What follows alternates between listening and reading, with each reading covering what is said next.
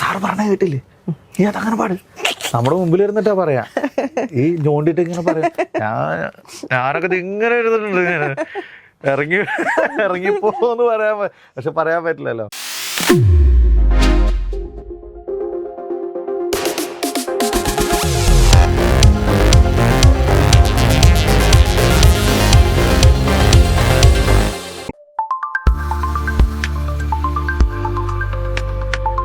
ഔട്ടായ സമയത്താണ് സ്റ്റീഫൻ ചേട്ടൻ എന്നെ വിളിച്ചത്, ആ കൂടെ പോരുന്നോന്ന് ചോദിച്ചിട്ട് ബാബുരാജ്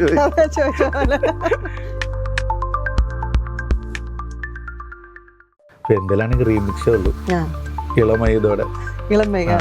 അപ്പൊ ഞാനത് ഓക്സ് കേബിൾ കുത്തിട്ട് ഇളമൈതോ കൂടെ ഇട്ടു. അതാണെങ്കിൽ റീമിക്സ് ആണ്. Who let the dogs out?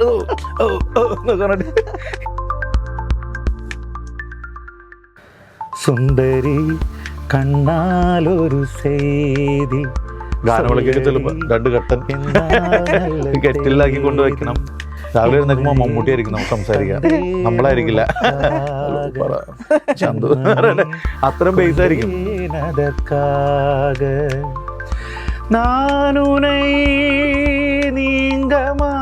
എല്ലാവരും പറയും ഏറ്റവും ടഫ് ഒരു സെമി ക്ലാസിക്കല് അല്ലെങ്കിൽ മെലഡി ഒക്കെ ഹിറ്റാക്കാൻ പറ്റിയൊരു മെലഡി ഉണ്ടാക്കാന്നൊക്കെ പറഞ്ഞാൽ ഭയങ്കര ബുദ്ധിമുട്ടാന്ന് പറയും. പക്ഷെ ഏറ്റവും ടഫ് ഫാസ്റ്റ് സോങ് ചെയ്യാൻ.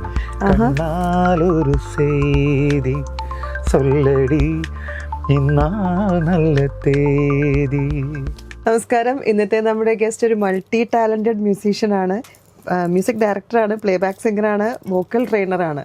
സ്വാഗതം ചെയ്യാം ശ്യാം പ്രസാദ്. നമസ്കാരം. Thank you so much. ഞാൻ പറയണ്ട, ഇപ്പം പ്ലേബാക്ക് സിംഗറാണ്, മ്യൂസിക് ഡയറക്ടറാണ്, വോക്കൽ ട്രെയിനറാണ്. ഈ സത്യം പറഞ്ഞാൽ ഈ മൂന്നിലും നോക്കുമ്പോൾ ഏത് റോളാണ് ക്ലോസസ്റ്റ് ടു ദ ഹാർട്ട് എന്ന് പറയുമ്പോൾ പറയണം വിചാരിക്കുന്നത്?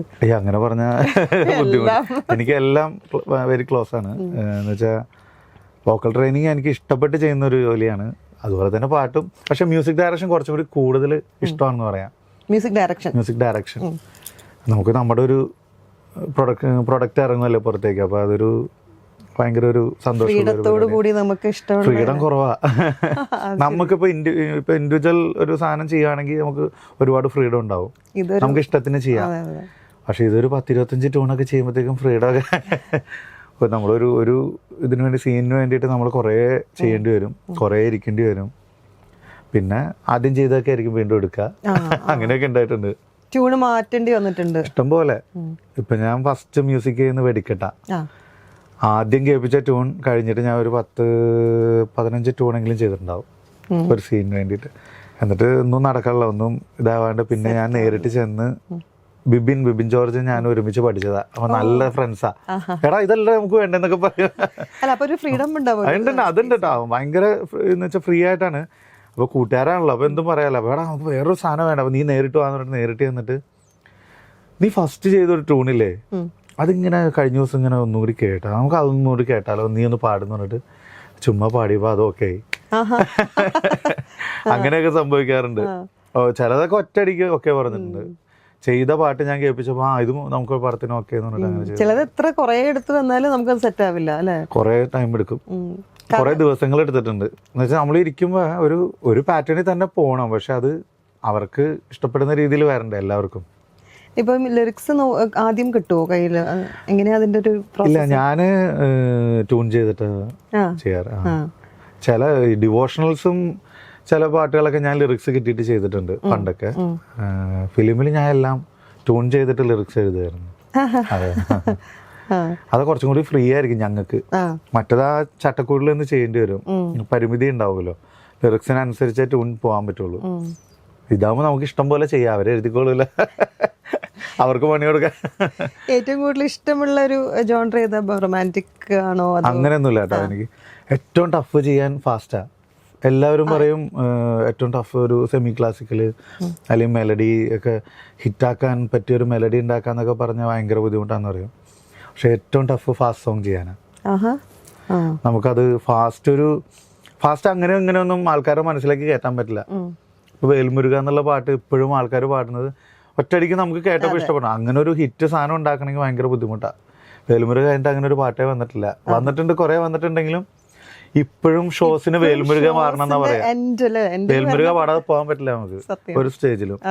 അതുപോലൊരു പാട്ട് ഇപ്പൊ ഡിമാൻഡ് ചെയ്യുന്ന ഒരു പാട്ട് അതിനുശേഷം വന്നിട്ടില്ല എന്ന് തന്നെ പറയാം. നമ്മള് സ്റ്റേജ് ഷോ കാണുമ്പോൾ വിചാരിക്കും ഇതൊന്ന് മാറ്റി പിടിച്ചുകൂടെ എന്ന് വിചാരിക്കും. പക്ഷെ നമ്മളെല്ലാരും എൻജോയ് ചെയ്യുന്ന പാട്ട് അത് പാട്ട് വന്നാൽ തന്നെ എല്ലാവർക്കും ഒരു ആരവമാണ്. വേൽമുരുക എന്ന് പറയുമ്പോ തന്നെ പാടുമ്പോ തന്നെ ഭയങ്കര ഒരു ഇതാ. അതില്ലാതെ പോകാനും ഞാൻ ഇപ്പോഴും പാടാറുണ്ട് നമ്മള്. ഈ മ്യൂസിക്കൽ ജേണിയിലോട്ടുള്ളൊരു വരവ് എങ്ങനെയായിരുന്നു? വരവ് എൻ്റെ കുടുംബത്തില് അമ്മയ്ക്ക് 7 മക്കളാണ് അവര്. അമ്മാമ്മയ്ക്ക് 7 മക്കളും നന്നായിട്ട് പാടും. അമ്മയും എല്ലാവരും 2 ആൺമക്കളും 5 പെൺമക്കളായിരുന്നു. എല്ലാവരും പാടും. അപ്പൊ അങ്ങനെ ഭജൻസ് ഒക്കെ അമ്മ പഠിപ്പിച്ചു തരും. അല്ലല്ല, ഹൗസ് വൈഫ് ആയിരുന്നു. ഭജൻസും കാര്യങ്ങളൊക്കെ അമ്മ പഠിപ്പിച്ചു തരുന്നതൊക്കെ പാടി, അമ്പലത്തിൽ ഭജനയൊക്കെ പാടി, അങ്ങനെയാണ് വന്നത്. പിന്നെ ചെറിയ ചെറിയ ഭക്തിയാനങ്ങളൊക്കെ അവിടെ കുറച്ച് പ്രായമൊക്കെ ആകുമ്പോൾ അമ്പലങ്ങളിൽ ഈ ബാലഗോകുലം ഇതൊക്കെ ഉണ്ടാവുമല്ലോ, അവർ ഈ ഉത്സവത്തിനൊക്കെ ചെറിയ ഭക്തിയാനങ്ങൾ വയ്ക്കും. അപ്പോൾ അത്യാവശ്യം നന്നായിട്ട് പാടണോണ്ട് നമ്മളെയൊക്കെ വിളിച്ച് അതിനകത്ത് പാടിക്കും. പിന്നെ +2 വെച്ചാണ് ഈ ഫീൽഡിലോട്ട് തിരിഞ്ഞത്. +2 ഞാൻ ഇങ്ങനെ ലൈറ്റ് മ്യൂസിക് പാടിക്കൊണ്ടിരിക്കുമ്പോൾ ഓപ്പോസിറ്റ് ഒരു ചെറിയ ഒരു ഡ്യൂട്ടി ബെഡ് ഷോപ്പ് നടത്തുന്ന ഒരു പയ്യനുണ്ട്, സലാം എന്ന് പറഞ്ഞിട്ട്. അവൻ എൻ്റെ പാട്ട് കേട്ടിട്ട് എന്നിട്ട് എടാ നമുക്കൊരു ട്രൂപ്പ് തുടങ്ങിയാലോ. അപ്പോൾ അവിടെ വന്ന് ഈ സോഡയൊക്കെ കുടിക്കുമ്പോൾ ഭയങ്കര പരിചയമാണ്. അപ്പോൾ നമുക്കൊരു ട്രൂപ്പ് തുടങ്ങാം, നന്നായിട്ട് പാടുന്നുണ്ടല്ലോടാ, നമ്മുടെ കയ്യിൽ 3-4 പിള്ളേരുണ്ട്, നമുക്ക് കുറച്ച് പേരും കൂടി വിളിച്ചിട്ട് ട്രൂപ്പ് തുടങ്ങാം, ഇവിടെ കുറേ കല്യാണങ്ങളൊക്കെ ഉണ്ട്, നമുക്ക് അങ്ങനെ പിടിക്കാൻ. അങ്ങനെയാണ് ഞാൻ അതിനകത്തോട്ട് കയറിയത്. പിന്നെ അവിടെ നമുക്ക് നിൽക്കേണ്ടി വന്നിട്ടില്ല. എല്ലാ ആഴ്ചയിലും ഒരു 3 പരിപാടി വെച്ചിട്ടുണ്ടാവും. കരോക്കെ ആയിരിക്കും. അങ്ങനെ ആഷിഖ് എന്ന് പറഞ്ഞൊരു അറാഫത്ത് എന്ന് പറഞ്ഞ റെഫർ ചെയ്ത് ഇങ്ങനെ ഒരു പയ്യനുണ്ട് വിളിക്കുന്നു പറഞ്ഞിട്ട് പിന്നെ അവിടെ നിന്ന് അങ്ങനെ തുടങ്ങി. കേരളത്തിലെ ഒരു ഭൂരിഭാഗം ഗാനമേള ട്രൂപ്പുകളിലും പാടിയിട്ടുണ്ട്. ഒരു 20 വർഷത്തിന് മേലെയായി ഞാനിപ്പോ ഒരു ഗാനമേള ഫീൽഡിൽ. കോളേജ് പഠിക്കുമ്പോഴൊക്കെ കോളേജ് പഠിക്കുമ്പോഴൊക്കെ ഞാൻ തന്നെ പരിപാടിക്ക് പോകും, ഞാൻ തന്നെ കോളേജിൽ ഫീസും കൊടുക്കും. വീട്ടുകാരെ ശല്യപ്പെടുത്തിയിട്ടില്ല പഠിക്കുന്ന കാര്യത്തില്. +2 വരെ ഉള്ളൂ. അപ്പൊ ക്ലാസിക്കലാണോ പഠിച്ചത്? ഇല്ല, ക്ലാസിക്കലല്ല. ഞാൻ എൻ്റെ ഗുരു എന്നൊക്കെ പറഞ്ഞ ദാസാറും MG സാറൊക്കെ ആയിരിക്കും. നമ്മള് പഴയ ചേട്ടൻ്റെ ഒരു ടേപ്പ് റെക്കോർഡർ ഉണ്ടായിരുന്നു. ഞാൻ ഈ മഞ്ഞക്കിളിയുടെയും പ്രമോദനും ഒക്കെ റിപ്പീറ്റ് അടിച്ച് അതിന്റെ സംഗതികളൊക്കെ പാടി പ്രാക്ടീസ് ചെയ്ത് അങ്ങനെ കേട്ട് പ്രാക്ടീസ് ചെയ്ത് വന്നതാ. പിന്നീട് ഒരു സിനിമയിൽ ഞാൻ 2009 പാടുന്നത്. അലക്സ് പോൾ സാറാണ് എനിക്ക് ആദ്യമായിട്ടൊരു വർക്ക്. അപ്പൊ ഞാൻ ഡ്യൂപ്ലിക്കേറ്റ് എന്ന് പറഞ്ഞ പടം സുരാജേട്ടൻ നായകനായിട്ട് അഭിനയിച്ച പടം. അപ്പൊ അതിനകത്ത് പാടാനായിട്ട് പുതിയൊരു വോയിസ് വേണമെന്ന് പറഞ്ഞിട്ട് ഈ അറാഫത്ത് എന്ന് പറഞ്ഞ പുള്ളി ലിജി ഫ്രാൻസിസ് ഉണ്ടല്ലോ, പ്ലേ ബാക്ക് സിംഗർ, ലിജി വഴിയാണ് എനിക്കത് അങ്ങോട്ട് കിട്ടുന്നത്. അപ്പൊ സാറിൻ്റെ അടുത്ത് ചെന്നിട്ട് കാക്കനോട്ടം എന്ന് പറഞ്ഞ പാട്ട് കേട്ടിട്ടുണ്ടാവും, ജാസി ചേട്ടൻ പാടി കാക്കനോട്ടം നീട്ടി എൻ്റെ ആ പാട്ട്. അതാണ് ഞാൻ ട്രാക്ക് പാടിയത് ആദ്യം കമ്പോസിങ് ടൈമിൽ ചെന്നിട്ട്. അല്ല, അത് ശരിക്കും ആ വോയിസ് നോക്കാൻ വേണ്ടിയിട്ട് ആ പാട്ടിന്. അപ്പൊ എല്ലാവർക്കും ഇഷ്ടമായി. അപ്പൊ പ്രൊഡ്യൂസർ പറഞ്ഞു ഈ ലജ്ജാവതിയൊക്കെ ഇറങ്ങി ആ ഒരു ഹിറ്റായിട്ട് നിൽക്കല്ലേ, ജാസി ചേട്ടൻ പാടിയത് നല്ലതായിരിക്കും പാട്ട് എന്ന് പറഞ്ഞിട്ട് അങ്ങനെ ജാസി ചേട്ടൻ പാടി.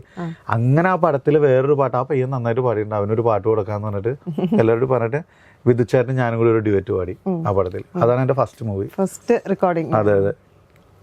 അത് കഴിഞ്ഞിട്ട് മൈ ബിഗ് ഫാദർ എന്ന് പറഞ്ഞിട്ട് ഉണ്ടപ്പക്കുറിച്ചേട്ടൻ ജയറാമേട്ടൻ ആ പടത്തില് എനിക്കൊരു പാട്ട് കിട്ടി ജയറാമേട്ടന് വേണ്ടിയിട്ട്, അപ്പ ചട്ടമ്പി എന്ന് പറഞ്ഞ് ആ പാട്ട് പാടി കഴിഞ്ഞപ്പോൾ സാറ പറഞ്ഞിങ്ങനെ നീ ഇങ്ങനെ ക്ലാസിക്കൽ പഠിക്കാത്ത എന്താന്ന് ചോദിച്ചു. കുറച്ചും കൂടി നിനക്ക് നല്ല ടാലന്റ് ഉണ്ട്, നന്നായിട്ട് പാടുന്നു, ക്ലാസിക്കൽ പഠിച്ച രാഗങ്ങളെ പറ്റി കുറച്ചും കൂടി അറിയാൻ പറ്റും. അപ്പം ഞാൻ ഒരൊറ്റ പോക്കിന് RLVയുടെ ഫ്രണ്ടിൽ കൂടെ പോയപ്പോൾ വെറുതെ കയറി ചോദിച്ചു. ഒരു മെയ് സമയത്താണ് തോന്നുന്നത്. അപ്പോൾ ജൂണിലാണ് ഇൻ്റർവ്യൂ ഒക്കെ നടക്കണേ. അപ്പോൾ തന്നെ ആപ്ലിക്കേഷൻ ഫോമൊക്കെ വാങ്ങി വീട്ടിൽ ചെന്ന് ഫില്ല് ചെയ്ത് അയച്ചു. അവിടെ നിന്ന് വിളിച്ചു. അപ്പോൾ എല്ലാവരും കീർത്തനങ്ങളൊക്കെ പാടിയിട്ടാണ് ഇൻ്റർവ്യൂ ചെയ്യുന്നത്.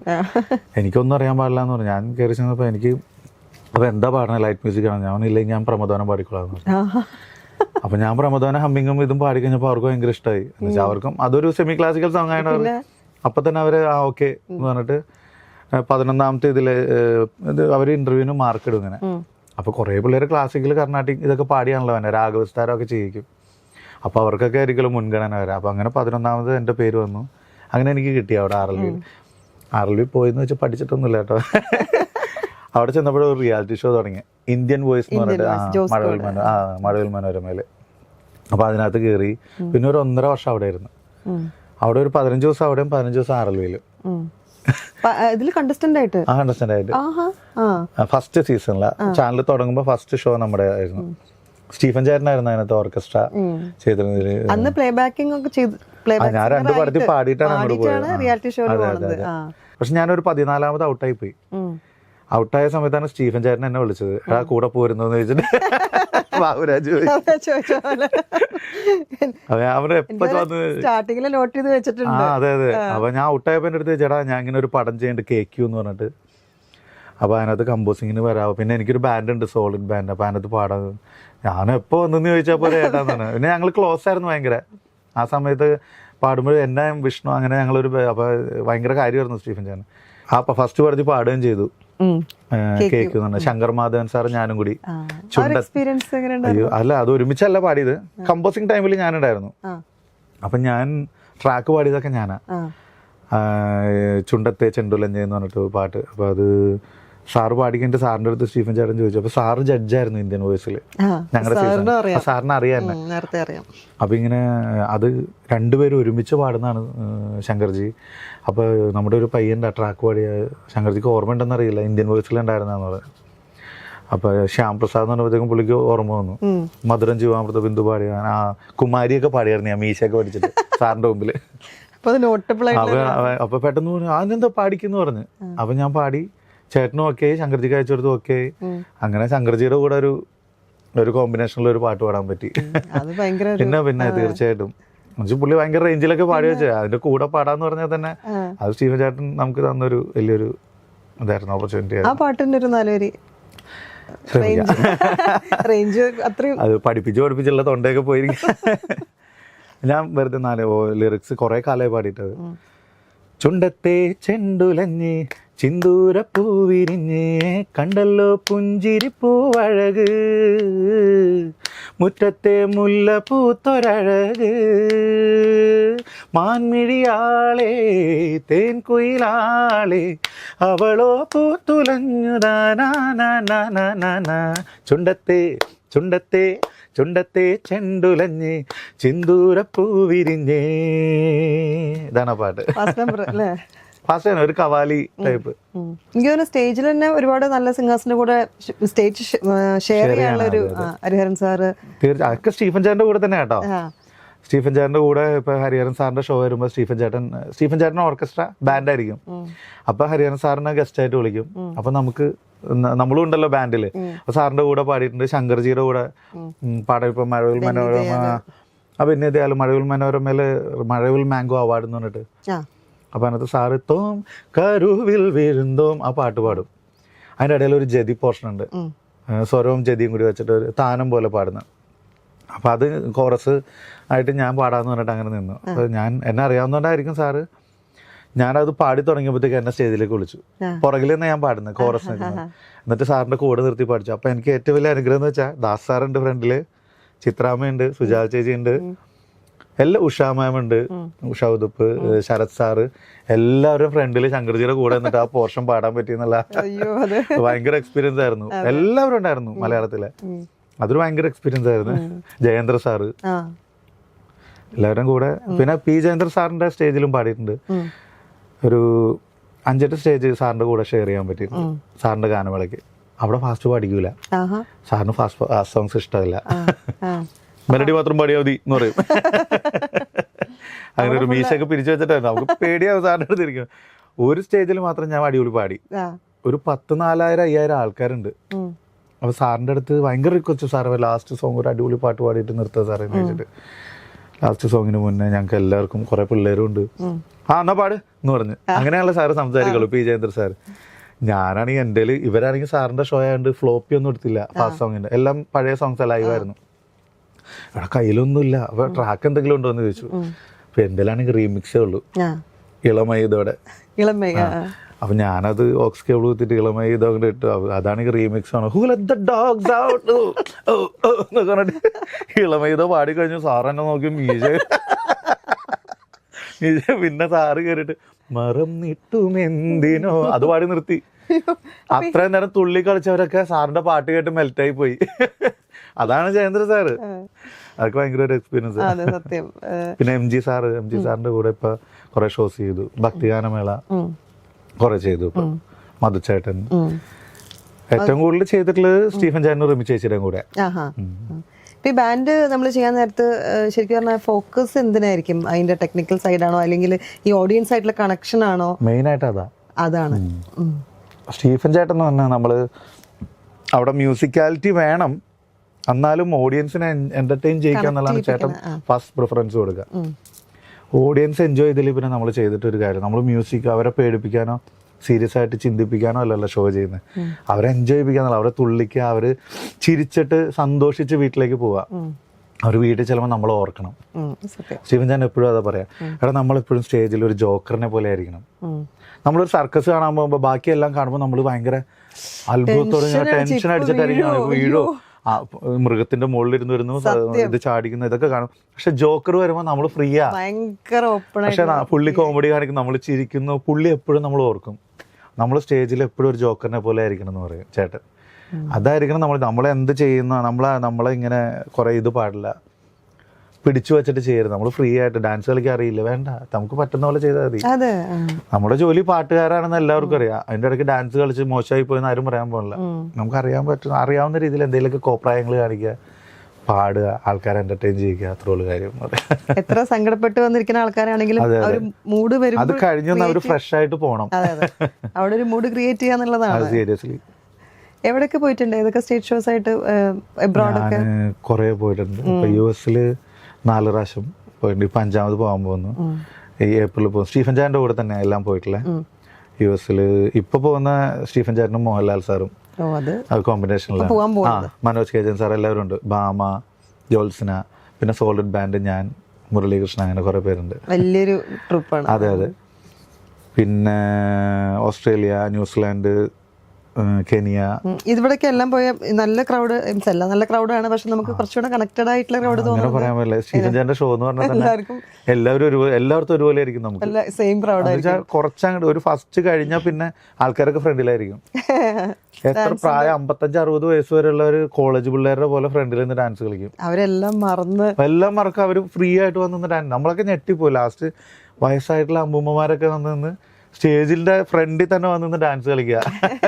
ഭയങ്കര ഫീലാ അതുകൊണ്ട് എല്ലാ സ്ഥലവും ഒരുപോലെ തന്നെ നമുക്ക് തോന്നിയിട്ടില്ല. രസമാണ് എന്തായാലും. നമ്മളൊരു ഫാമിലിയാണ് സ്റ്റീഫൻ ചേട്ടന്റെ ബാൻഡ് എന്ന് പറയുമ്പോ. അത് പുറത്തു പോകുമ്പോ ഇന്റർനാഷണൽ ലെവൽ ഓഫ് പിന്നെ തീർച്ചയായിട്ടും എല്ലാവർക്കും അറിയണ ഒരാളും കൂടെ ആവുമ്പോ. പിന്നെന്ന് വെച്ച് കഴിഞ്ഞാൽ ചേട്ടന്റെ കൂടെ പോകുമ്പോ നമ്മൾ ഹോട്ടലിൽ താമസിക്കില്ല. പുറത്തു പോകുമ്പോ Airbnb എടുക്കും. ഒരു വീട് എടുത്തിട്ട് 5 റൂം ഉണ്ടാവും. നമ്മൾ തന്നെ പാചകം, നമ്മൾ തന്നെ ക്ലീനിങ്, രാവിലെ എഴുന്നേറ്റ് ഫുള്ള് ഒരു 4 ദിവസം ഫ്രീ ആയിരിക്കും. നമ്മൾ ഫ്രൈഡേ സാറ്റർഡേ സൺഡേ ആയിരിക്കും പ്രോഗ്രാം. ബാക്കി മൺഡേ ടു തേഴ്സ്ഡേ വരെ ഫ്രീയാ. ആ 4 ദിവസം ഫുൾ പാചകവും ഇതും ക്രിക്കറ്റ് കളി. അപ്പൊ ഒരു ഭയങ്കര രസമാണ്, ഒരു ബോണ്ടാണ്. അതാണ്. അതെ അതെ. മറ്റേ ഹോട്ടൽ എന്ന് പറയുമ്പോൾ ആ റൂമിൽ തന്നെ ഇരിക്കും, ഭക്ഷണം കഴിക്കാൻ ഇറങ്ങുന്നു, പിന്നെ എവിടെയെങ്കിലും യാത്ര ചെയ്യുന്നു, മാത്രമേ ഉള്ളൂ. ഇതാകുമ്പോ എല്ലാവരും എപ്പോഴും ഉണ്ട്, ഒരുമിച്ചുണ്ട്. അപ്പൊ ഈ US പോണ സമയത്ത് ഈ ബാൻഡിങ് പ്രോഗ്രാം കഴിഞ്ഞ ഉള്ള ടൈം അവിടുത്തെ സൈറ്റ് സീയിങ് കാര്യങ്ങളൊക്കെ പോകാറുണ്ട്. ചേട്ടൻ ഇങ്ങനെ ഇടയ്ക്ക് ആരെങ്കിലും ഫ്രണ്ട്സിന്റെ വണ്ടിയായിട്ട് പോകാന്ന് പറയും. അവരുടെ കൂടെ ഞങ്ങൾ പുറത്തൊക്കെ പോയി ഇന്ന സ്ഥലങ്ങളൊക്കെ കാണും.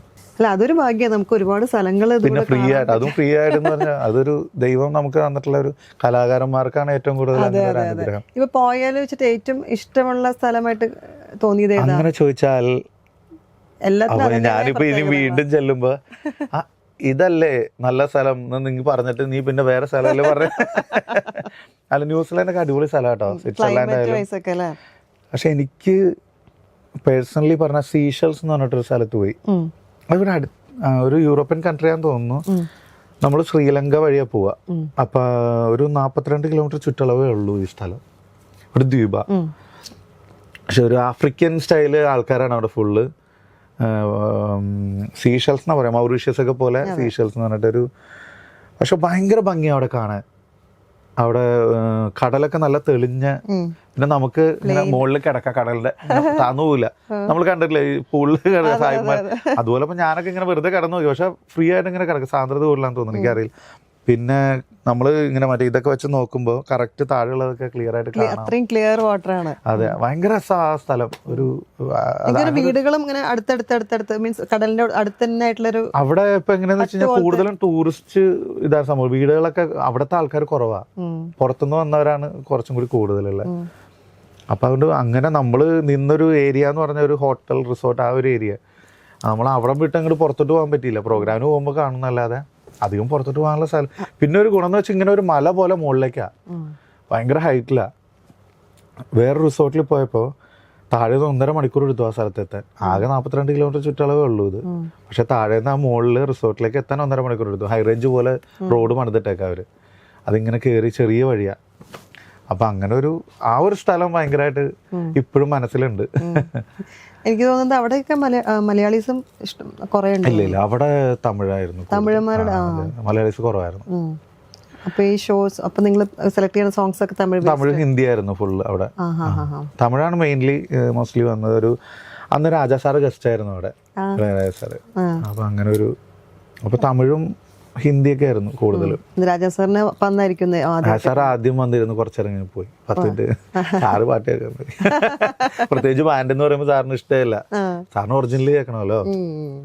മാറ്റുമ്പോ അത് സാറ് ഇരുന്നൊന്നുമില്ല. സാറിന് ഷോയ്ക്ക് വേണ്ടിയിട്ട് അവര് വിളിച്ചത്. ലാസ്റ്റ് ഒരു വലിയ ഷോ ആയിരുന്നു 3-ാമത്തെ ദിവസം. അത് സാറ് വരില്ല എന്ന് പറഞ്ഞിട്ട് അവിടെ റൂമിൽ തന്നെ ഇരുന്ന്. അവിടുത്തെ ഗവർണറും പ്രസിഡന്റൊക്കെ വന്ന ഷോ ആയിരുന്നു. സാറ് വന്നില്ല. പാൻ ഇന്ത്യൻ ഒരു പ്രോജക്ട് വർക്ക് ചെയ്തിട്ടുണ്ടായിരുന്നല്ലോ, മ്യൂസിക് സ്കോർ. അതെന്ന് വെച്ച് കഴിഞ്ഞാൽ പാൻ ഇന്ത്യൻ സുന്ദരി എന്നാണ്. അത് ഒരു വെബ് സീരീസ്. അത് ഇറങ്ങിയിട്ടില്ല, ഇറങ്ങാൻ പോകുന്നേ ഉള്ളൂ. സണ്ണി ലിയോൺ ആണ് അതിനകത്തൊരു കമ്മിങ് പ്രോജക്ട്. അത് കമ്മിങ് പ്രോജക്റ്റ് ആണ്. അതിന്റെ മ്യൂസിക്കും എല്ലാം കഴിഞ്ഞിപ്പോ 1 വർഷമായി. ഷൂട്ടും കഴിഞ്ഞു, ഡബിങ്ങും കഴിഞ്ഞു. അതിങ്ങനെ ഇറങ്ങാനുള്ള ഒരു ഇതില്. അപ്പൊ അത് നോക്കണെങ്കിൽ ഇപ്പൊ ഈ ലാംഗ്വേജും അത് മലയാളം തന്നെ. പക്ഷെ അതിനകത്ത് ഇതിന്റെ സീരീസിന്റെ പേര് അങ്ങനെയാ, പാൻ ഇന്ത്യൻ എന്ന് പറഞ്ഞിട്ട്. പാൻ ഇന്ത്യൻ സുന്ദരി എന്ന് പറഞ്ഞിട്ട്. അപ്പൊ അതിനകത്ത് ഹിന്ദി ചെയ്തിട്ടുണ്ട് ഞാൻ, തമിഴുണ്ട്, മലയാളം ഉണ്ട്, എല്ലാം വരുന്നത്. ഒരു പാട്ടിൽ തന്നെ ഹിന്ദി, തമിഴ്, മലയാളം വരുന്നുണ്ട്. ഒരു പാട്ടിൽ തന്നെ. ഫസ്റ്റ് പല്ലവി ഹിന്ദിയാണ്, അനുപല്ലവി തമിഴാണ്, ചരണം മലയാളമാണ്. അത് ഭയങ്കര ഒരു ചാലഞ്ചിങ് ആണല്ലോ, ലാംഗ്വേജ് കൾച്ചറും ഒരുമിച്ച് കൊണ്ടുപോകാന്ന് പറയുമ്പോൾ. ഫാസ്റ്റ് സോങ് ആണ് അത്. സണ്ണി ലിയോൺ ഡാൻസ് ചെയ്യുന്ന ഒരു ഐറ്റം സോങ്ങാണ് ചെയ്തത് അങ്ങനെ. അപ്പൊ അത് ഫസ്റ്റ് ഒരു ഹിന്ദി പോർഷൻ ചെയ്തിട്ട് സണ്ണി ലിയോൺ ഇതായിട്ട്, പിന്നെ ബാക്കിയൊക്കെ കേരളത്തിലെ ഇപ്പൊ ആക്ടേഴ്സ് പാടുന്ന രീതിയിൽ ജാസി സാറ് പാടി തമിഴ്, മലയാളം ഞാൻ പാടി. പിന്നെ വേറൊരു ലവ് സോങ് ഉള്ളത് ഒരു പഴയ നാടക സോങ് ഒക്കെ ഇല്ലേ, അതുപോലെ തന്നെ ചെയ്യാൻ പറഞ്ഞിട്ട് ഷഹബാസ് അമനും വൈക്കം വിജയലക്ഷ്മിയും കൂടി, ഷഹബാസ് അമൻ സാറും അവർ രണ്ടുപേരും കൂടി പാടി ഒരു പാട്ട്. ഒരെണ്ണം വിധുച്ചേട്ടൻ പാടി. അതൊരു പെപ്പി നമ്പറാ, ഒരു കവലണയിലൊക്കെ പോലത്തെ ഒരു പാട്ട്. നല്ലൊരു വർക്കാണത്. അത് ഇറങ്ങിയ അത്യാവശ്യം ഒരു ബ്രേക്ക് ആയിരിക്കും. ഭയങ്കര ചാലഞ്ചിങ് ആയിട്ടുള്ള വർക്കും കൂടി, ലാംഗ്വേജിലും കൂടി ഉള്ളതുകൊണ്ട് തീർച്ചയായിട്ടും. പിന്നെ ഈ വെടിക്കെട്ടും ചലഞ്ചായിരുന്നു എനിക്ക്. ഓർക്കസ്ട്രേഷൻ ഭയങ്കര ചലഞ്ചായിരുന്നു. ഇപ്പൊ ഈ ലൈവ് ഓർക്കസ്ട്രേഷൻ ചെയ്യുന്നത് ഫിലിം ഫീൽഡിൽ ഇല്ല. സാധനം എന്ന് വെച്ച് കഴിഞ്ഞാൽ എല്ലാം പ്രോഗ്രാമിങ് അറിയാലോ. ഒരു സോങ് നമ്മൾ ട്യൂൺ കൊടുത്ത എല്ലാം കീബോർഡ് പ്രോഗ്രാമിങ് ചെയ്യുന്നു. ആവശ്യമുള്ള ഫ്ലൂട്ടും വയലിനും വീണയൊക്കെ മാത്രം നമ്മൾ ലൈവ് എടുക്കലുള്ളൂ. ബാക്കി എല്ലാവരെയും വെച്ചിട്ട് ലൈവ് ചെയ്യുന്ന ഒരു സംഭവം ഇല്ല. പക്ഷെ വെടിക്കെട്ടിൽ അത് ചെയ്തു. അതിനകത്ത് കനകാഞ്ചിനി മിന്നും എന്ന് പറഞ്ഞിട്ടൊരു പാട്ടുണ്ട്. കനകാഞ്ചിനി മിന്നും കപോലങ്ങളാണേ, കളഭം തുടുക്കുന്ന ആ കണ്ണുകളാണേ. ഈ പാട്ട് മ്യൂസിക് ചെയ്തത്. അപ്പൊ ഷിബു എന്ന് പറഞ്ഞിട്ട്, ഷിബു പുലർക്കാഴ്ച പുള്ളിയാ ലിറിക്സ് എഴുതിയ. അതിന്റെ പല്ലവി ട്യൂൺ ചെയ്തതും ഷിബു ചരണ. ബാക്കി അനുപല്ലവി ചരണം, ലാസ്റ്റ് ചരണം ഞാനാ ചെയ്തത്. അപ്പൊ അങ്ങനെ രണ്ടുപേരും കൂടി ഞാൻ ആ പാട്ട് ചെയ്തത്. അതിന്റെ ഓർക്കസ്ട്രേഷൻ ഞാൻ ചെയ്തത് അട്ടം കലാസമിതി അറിയില്ല, ചെണ്ട ടീമാണ്. അവരെ ഫുള്ള് വിളിച്ച് റിതം ഫുൾ സെക്ഷൻ ലൈവ് ആയിരുന്നു. പിന്നെ ബീജി ഒക്കെ അവരുടെ കൊമ്പ്, ഉത്സവത്തിന് ഉപയോഗിക്കുന്ന കൊമ്പ്, കുറുങ്കുഴല്, അങ്ങനത്തെ കുറെ സാധനങ്ങൾ വെച്ചിട്ട് ബീജി ഒക്കെ സെറ്റ് ചെയ്ത്. ബാക്കിംഗ് ഒരു വെറുതെ പാഡ് മാത്രമേ കീബോർഡിൽ കൊടുത്തിട്ടുള്ളൂ. ബാക്കി എല്ലാം ലൈവ് ഓർക്കസ്ട്ര ആയിരുന്നു. അതൊരു ഭയങ്കര എക്സ്പീരിയൻസ് ആയിരുന്നു. അതെനിക്ക് ഭയങ്കര ചലഞ്ചായിരുന്നു ചെയ്യാന്ന് പറഞ്ഞത്. അത് ഒരു പുതിയൊരു മ്യൂസിക് ഡയറക്ടർ എന്ന് പറയുമ്പോൾ അതൊരു ലൈവ് സ്ഥാനം കിട്ടാന്ന് പറഞ്ഞാൽ ഫീൽ ആയിരുന്നു. ഇപ്പം ടെക്നോളജിയെ കുറിച്ച് പറയുമ്പോൾ ഇപ്പൊ AI, അത് എത്രമാത്രം മ്യൂസിക് ഇൻഡസ്ട്രി അറിയില്ല. ഇപ്പൊ പറയും ഒരു ട്യൂൺ ഇട്ട് അങ്ങോട്ട് കൊടുത്താൽ, അല്ലെങ്കിൽ വെറുതെ ഒരു ലിറിക്സ് കൊടുത്താൽ ട്യൂണും ഓർക്കസ്ട്രയും പാടിയും തിരിച്ചു തരും എന്നൊക്കെ പറയുന്നത്. എനിക്ക് പക്ഷെ ഞാൻ അതിനെ ഇതുവരെ ചെയ്തിട്ടില്ല, അന്വേഷിച്ചിട്ടില്ല. എന്തിനാ നമുക്കറിയാം ട്യൂൺ ചെയ്യാൻ, നമ്മുടെ പണി കളയാൻ നിൽക്കുന്ന ആൾക്കാർ. അല്ല ഇപ്പൊ ടെക്നോളജി വൈസ് ഇപ്പം ഒരുപാട് പുതിയ പിള്ളേർക്കൊക്കെ ഓക്കെ ആയിരിക്കും. അല്ലാതെ നമ്മുടെ ഇഷ്ടത്തിന് ചെയ്തു തരില്ലല്ലോ അവര്. നമുക്കിപ്പോ ഏടെ അടുത്ത് ഇങ്ങനെ പറ്റില്ല എന്ന് പറയാൻ പറ്റില്ലല്ലോ. ഇപ്പൊ എന്റെ അടുത്ത് വെടിക്കെട്ടില്ല, ഈ ട്യൂണല്ല വേണ്ടേ, നമുക്ക് ഉദ്ദേശിച്ചത് വേറെ എന്ന് പറഞ്ഞ മാതിരി ഏടെ അടുത്ത് അങ്ങനെ പറയാം. സിറ്റുവേഷൻ പറഞ്ഞു കൊടുത്താൽ അവര് ചെയ്തു തരാന്നേ ഉള്ളൂ. അല്ലാതെ പക്ഷെ അത് കൂടുതലായിരിക്കും ഡിപ്പെൻഡ് ചെയ്ത് കഴിഞ്ഞാൽ നമ്മുടെ ഉള്ള ഭാവനയും കൂടി പോകുന്നുള്ളതാണ് അല്ലേ. പിന്നെ ഒരു മലയാളം കൾച്ചർ ഉണ്ട് നമുക്ക്. ഈ മലയാളം കൾച്ചർ അവർക്കും അറിയില്ലേ. അത് ചെയ്യാൻ ഇപ്പൊ ജോൺസൺ മാഷിന്റെ പോലെ ഒരു പാട്ട് പാടെന്ന് പറഞ്ഞാൽ അവർക്ക് ചെയ്തു തരാൻ പറ്റില്ല. അവരവരുടെ സ്റ്റൈലിൽ വെസ്റ്റേൺ മാത്രമേ അവർക്ക് പറ്റുള്ളൂ. ആ ഒരു ഇതിൽ എനിക്ക് തോന്നിയിട്ടുള്ള അതാണ് കേട്ടോ. നമുക്കിപ്പോൾ ഒരു നാടൻ പാട്ട് വേണമെന്ന് പറഞ്ഞാൽ, പക്കാ നാടൻ പാട്ട് വേണമെന്ന് പറഞ്ഞാൽ അവർക്ക് എനിക്ക് തോന്നുന്നുള്ളത് പറ്റുമെന്ന്. ഇപ്പൊ അങ്ങനത്തെ ഒരു സെമി ക്ലാസിക്കൽ സാധനം പ്രമോദാനം പോലത്തെ ഒരു പാട്ട് ചെയ്തു തരാൻ പറഞ്ഞാൽ ചെയ്തു തരാൻ പറ്റില്ല. അതെ അതെ, അത് അതെ കറക്റ്റാണ്. നമുക്കിനി ഗ്രൂമിങ്ങിലോട്ട് വരാം. ടോപ്പ് സിംഗറിൽ അല്ലേ, എത്ര വർഷമായി? ടോപ്പ് സിംഗറിൽ ഇപ്പോൾ ഒരു സ്റ്റാർട്ടിങ് തൊട്ടുണ്ട്, ഫസ്റ്റ് സീസൺ തൊട്ട്. എൻ്റെ ഫേവറേറ്റ് പ്ലേസ് ആണ്, കംഫർട്ടബിൾ പ്ലേസ് ആണ്. ഭയങ്കര ഒരു ഫാമിലിയാണ് ഞങ്ങള്. അവിടെ എല്ലാ 5 ഗ്രൂമേഴ്സ് ഉണ്ട്. അല്ല, എനിക്ക് തോന്നുന്നു ഒരുപാട് പേഷ്യൻസ് ഒക്കെ വേണ്ടേ കുട്ടികളെ പ്രത്യേകിച്ചും? തീർച്ചയായിട്ടും. അയ്യോ, അതും തീരെ ഇപ്പൊ റിച്ചൂട്ട് എന്നൊക്കെ പറയുമ്പോ 6 വയസ്സിലാണ് ഞങ്ങളുടെ കിട്ടണേ. ആ സമയത്ത് അവൻ വികൃതി എന്നൊക്കെ പറഞ്ഞ ശ്രീഹരി, റിച്ചൂട്ടൻ ഇങ്ങനെ പിടിച്ചു നിർത്തണം, നമ്മൾ കൈ പാടറാന്ന് പറഞ്ഞാൽ ഇങ്ങനെ പിടിച്ചു നിർത്തിയിട്ട് പാടിക്കുള്ളൂ. അപ്പൊ ആ ഒരു പിന്നെ ഇവൻ ഒരു 10 പാട്ടൊക്കെ ആയപ്പോഴാണ് ഇവൻ അസാധ്യ ടാലന്റ് ഉണ്ട് നമുക്ക് മനസ്സിലാവണേ. അതുവരെ ഇവൻ ട്യൂൺ പാടും അങ്ങനെയൊക്കെ ഉണ്ടായല്ലോ. 6 വയസ്സല്ലേ വെച്ച് തുടങ്ങിയല്ലേ ഉള്ളൂ, പാട്ടും പഠിച്ചിട്ടൊന്നുമില്ലല്ലോ. ഒരു 10 പാട്ടൊക്കെ കഴിഞ്ഞപ്പോഴാണ് സ്നേഹത്തിൻ പൂഞ്ചോലൊക്കെ പാടിയപ്പോഴാണ് ഇവന് ഇങ്ങനെയൊക്കെ പാടാൻ പറ്റും. പിന്നെ അവിടെ നിന്ന് ഞങ്ങള് എല്ലാവരും കൂടുതൽ ശ്രദ്ധിക്കാൻ തുടങ്ങി. പിന്നെ ഓരോ പാട്ട് പഠിപ്പിക്കുമ്പോഴും നമ്മൾ ഫീലിടാ ഇങ്ങനെ പറയുമ്പോൾ നമ്മളൊരു 100% ഫീല് വേണമെന്ന് ആഗ്രഹിക്കുന്ന സാധനം ഇവൻ അതൊരു 200% തരും നമുക്ക്. ഒരു അസാധ്യ ടാലന്റ് ഉള്ള ഒരു പയ്യനാണ്. അത് അവൻ എന്നല്ല കേട്ടോ, ആ സീസണിൽ എല്ലാ പിള്ളേരും ഉണ്ട്. ഞാൻ റിച്ചുവിനെ ആ ഒരു പ്രായത്തിൽ അവനൊരു മെലഡി രാജ എന്നാണല്ലോ പറഞ്ഞിരുന്നത്. വൈഷ്ണവി പണിക്കർ, അങ്ങനെ കുറെ എല്ലാ സിംഗേഴ്സും അതെ കേട്ടോ. സീത ആയാലും സൂര്യനാരായണൻ, ആദിത്യൻ, എല്ലാ സിംഗേഴ്സും അടിപൊളിയാണ്. ഫസ്റ്റ് സീസൺ ആരെയും മാറ്റി വെക്കാനില്ല, എല്ലാവരും ഒന്നിനൊന്ന് വെച്ചെന്ന് പറയാം. കൗശിക്കൊക്കെ ഇപ്പൊ കണ്ടില്ലേ, തകർക്കുവാണ്. അവനാണിപ്പോ റോക്ക് സ്റ്റാർ ലെവലില്. അപ്പൊ അതൊരു ഭയങ്കര ഒരു എക്സ്പീരിയൻസ്. നമ്മുടെ കഴിവും വളരെയാണ് അതിന്റെ കൂടെ. പിള്ളേരെ പഠിപ്പിക്കുന്തോറും ഇത്രയും ടഫ് സോങ്സ് പിള്ളേര് പാടാന്ന് പറഞ്ഞാൽ ഈ ചെറുപ്രായത്തില് പഠിക്കുകയാണല്ലോ അവര്. പിന്നെ തീർച്ചയായും ലിറിക്സും പിന്നെ നമ്മൾ ഈ ട്യൂണിരുന്ന് ഒരു 2-3 മണിക്കൂറൊക്കെ ഇരുന്ന് പിള്ളേരെ പഠിപ്പിക്കുമ്പോൾ നമ്മളും പാടുമല്ലേ, നമുക്കതൊരു പ്രാക്ടീസാണ്. പിള്ളേർക്ക് 1.5 മണിക്കൂറുള്ളെങ്കിൽ ഞങ്ങൾക്ക് 8.5 മണിക്കൂർ പ്രാക്ടീസാണ് ഒരു ദിവസം. പണ്ട് സാധകം ചെയ്യാന്ന് പറഞ്ഞാൽ ഞങ്ങൾക്ക്, ഞാനും വൈശാഖൊക്കെ ഇടയ്ക്ക് പറയും, ആരെങ്കിലും ചോദിക്കും നിങ്ങൾക്ക് പ്രാക്ടീസൊക്കെ 24 മണിക്കൂർ അലക്കിക്കൊണ്ടിരിക്കണം ഞാൻ, കൈ കഴുകാൻ അത് ഇത് തിന്നാന്ന് പറഞ്ഞ കാര്യം. നമുക്ക് ചെറിയ പാട്ടൊക്കെ കിട്ടുമ്പോ ഇത് പഠിക്കാനാണ് ഇനി പ്രാക്ടീസ്. ഇപ്പൊ ഈ കുട്ടികൾക്ക് ഫീൽ എങ്ങനെയാണ് അവർക്ക് പറഞ്ഞു കൊടുക്കുന്നത്? അത് ഭയങ്കര ബുദ്ധിമുട്ടല്ല, കാരണം അവരുടെ ഒരു ഏജും അവര് അതൊരു തെറ്റിദ്ധാരണ. അത് മിക്ക ജഡ്ജസും പറയും ഒരു ഫീൽ എങ്ങനെയാ അത് അത് നിങ്ങളെ കൊണ്ട് പറ്റൂ, അത് നിങ്ങൾക്ക് ജന്മന കിട്ടുന്നതൊക്കെ ഫീല് പറഞ്ഞു കൊടുക്കാൻ പറ്റും നമുക്ക്. ഇപ്പൊ ഞാൻ ഒരു എക്സാമ്പിൾ പറയാം. റിച്ചൂട്ടൻ എൻ്റെ എക്സ്പീരിയൻസ് ആണ്, ബാക്കിയുള്ളവരെ എനിക്ക് അറിയില്ല കേട്ടോ. എന്ന് വെച്ചാൽ നമ്മൾ പറഞ്ഞു കൊടുത്തോണ്ടാണ് അവരങ്ങനെ പാടിയെന്നല്ല ഞാൻ പറഞ്ഞു. അങ്ങനെ അതും ഒരു ഘടകമാണ് അതിൻ്റെ. അപ്പം ഞാൻ പൊന്നമ്പിളി പൊട്ടും തൊട്ട് ആ പാട്ട് പാടുമ്പോൾ മലർമഞ്ഞുമാലയിട്ട് നിലാവ് പോൽ എന്ന് പറയുമ്പോൾ ദാസാറ് നിലാവ് പറയുമ്പോൾ എടാ അതൊരു നിലാവ് വരെ തോറ്റു പോകും. അമ്മാതിരി ഫീലില്ല സാറിൻ്റെ ശബ്ദത്തിലാണ് ദൈവം അങ്ങനെ കൊടുത്തേക്ക. ആ ദാസാറ് നിലാവ് എന്ന് പറയണ പോലെ നമ്മൾ പറയാൻ നിന്നാൽ അത് നമ്മൾ ചിലപ്പോൾ തോറ്റി പോകും എന്ന് പറയും. ഞാൻ അങ്ങനെ തന്നെ പറയാം.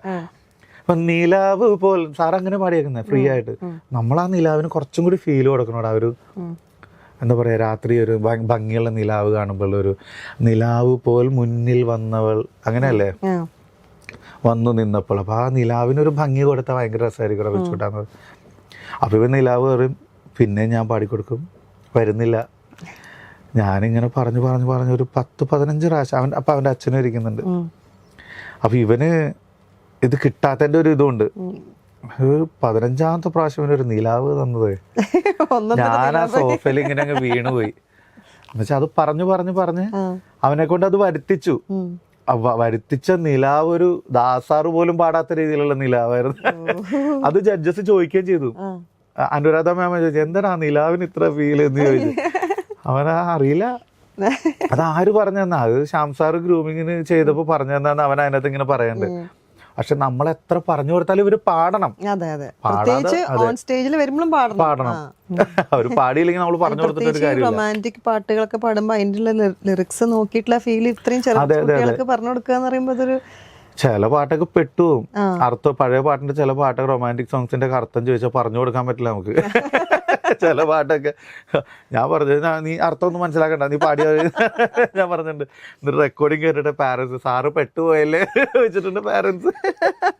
സത്യം ഇതൊക്കെ നടന്നിട്ടുള്ള കാര്യമാണ്. ശ്രീഹരി വന്നിട്ട് ഒരു പാട്ടിന്റെ അർത്ഥം ചോദിച്ചു, ഞാൻ ഇതിന് അർത്ഥമൊന്നുമില്ല, നീ പാടി എങ്ങനെ പറഞ്ഞു കൊടുക്കും? സത്യം.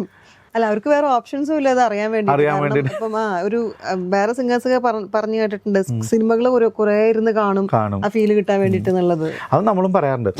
ഇപ്പൊ എൻപൂവേ പെൺപൂവേ വൈഷ്ണവി പണിക്കർ പാടുമ്പോൾ നമ്മൾ പറഞ്ഞിട്ടുണ്ട്, ആ ഫിലിം കണ്ടാൽ കുറച്ചും കൂടി ഇമോഷണൽ മനസ്സിലാവാൻ പറ്റും എന്നുള്ളത്. എനിക്കറിയില്ല കൊച്ച് ഫിലിം കണ്ടിട്ടാണോ നമ്മൾ പറഞ്ഞു കൊടുത്തതിന്റെ ആണോന്ന് അറിയില്ല. ഭയങ്കര ലെവലിലാണ് കൊച്ചു പാടി വെച്ചിട്ട്. കണ്ടിട്ടുണ്ടോ? കേട്ടിട്ടുണ്ടോ? ഞങ്ങളൊക്കെ ഇറങ്ങി ഓടി അവിടെ നിന്ന് കരഞ്ഞിട്ട്. അവിടെ നിൽക്കാൻ പറ്റില്ലായിരുന്നു. അതെ അതെ അതെ, ഭയങ്കര വയറൽ. അതിലാണ് ആ കൊച്ചു കയറിയത്, വൈഷ്ണവി പണിക്കര് ആ പാട്ട് പാടിയിട്ട്. പിന്നെ കുറെ പാട്ട് തിരിഞ്ഞു നോക്കേണ്ടി വന്നിട്ടില്ല. ഫിയർ എങ്ങനെയാ അവർക്ക് മാറ്റി കൊടുക്കുന്നത്? ഭൂരിഭാഗം വലിയ പിള്ളേർക്ക് പേടിയുള്ളൂ, ചെറിയ പിള്ളേർക്കില്ല. വലിയ കുട്ടികൾ എന്ന് പറഞ്ഞാൽ ഒരു 10 വയസ്സിന് മുകളിലേക്കുള്ള പിള്ളേർക്ക് പേടി എന്ന് പറഞ്ഞ സാധനം വരും. ചെറിയ കുട്ടികൾക്ക് ആ പേടിയില്ല. റിച്ചൂട്ടിനൊന്നും ഒരു പേടിയില്ല, ശ്രീഹരിക്കില്ല, വൈഷ്ണവി പണിക്കർക്കില്ല. അതെന്ന് വെച്ച് കഴിഞ്ഞാൽ ആ കൊച്ചു ചുമച്ചിട്ട് ഒരു പാട്ട് പാടിയിട്ടുണ്ട്, വീണ വീണ വീണ കുഞ്ഞ് എന്ന് പറഞ്ഞിട്ട്. ചുമ വന്നു പാടിക്കൊണ്ടിരിക്കുമ്പോൾ അത് നിർത്താതെ പേടിക്കാതെ ബാക്കി പാട്ട് ആ ചുമച്ചുകൊണ്ട് തന്നെ പാടി തീർത്തു. പക്ഷെ ആ ചുമയ്ക്കും ഒരു രസമായിരുന്നു കേൾക്കാൻ. 100 അടിച്ചു വന്നിട്ടാ കൊച്ച് 2 സ്ഥലത്ത് ചുമച്ചു പോയി, നിന്നുപോയി. എന്നിട്ട് അതിനായിട്ട് ഒരു ടെൻഷനൊന്നും അടിക്കാണ്ട് ബാക്കി കംപ്ലീറ്റ് ചെയ്തു. നല്ല രീതിയിൽ ഫീൽ കൊടുത്ത് പാടി കംപ്ലീറ്റ്. അത് അവർക്ക് ആ പ്രായത്തിൽ പേടി എന്താണെന്ന് അറിയാത്തോണ്ട് പേടി. സ്റ്റേജിൽ വരുമ്പോൾ അവർക്ക് ഇപ്പൊ വരുമ്പോ ദാസേട്ടൻ ഇരിക്കുകയാണെങ്കിലും MG സാർ ഇരിക്കുകയാണെങ്കിലും അവര് കൊച്ചുള്ളവർ, അവര് ഞങ്ങളെ കാണുന്ന അവര് അത്രയും വലിയ സിംഗേഴ്സാന്ന് പറഞ്ഞു കൊടുത്തിട്ടുണ്ടെങ്കിലും എല്ലാവരും ഒരുപോലെ അവര് കാണാം. എന്നുവെച്ചാൽ അവർക്ക് വലിയ ആൾക്കാരാണ്, അവർ അത്രയും സീനിയർ ആണെന്നുള്ള മനസ്സിലാക്കാനുള്ള ഒരു ഏജ് ഒന്നും ആയിട്ടില്ല അവർക്ക്. അതുകൊണ്ടാണ് MG ഞങ്ങളെ എന്നൊക്കെ പറഞ്ഞിട്ട് തർക്കുത്തരം ഇപ്പൊ പറയില്ല. സാറാണെങ്കിൽ മാക്സിമം ഇവരെ ഇങ്ങനെ നോണ്ടിയെടുക്കും.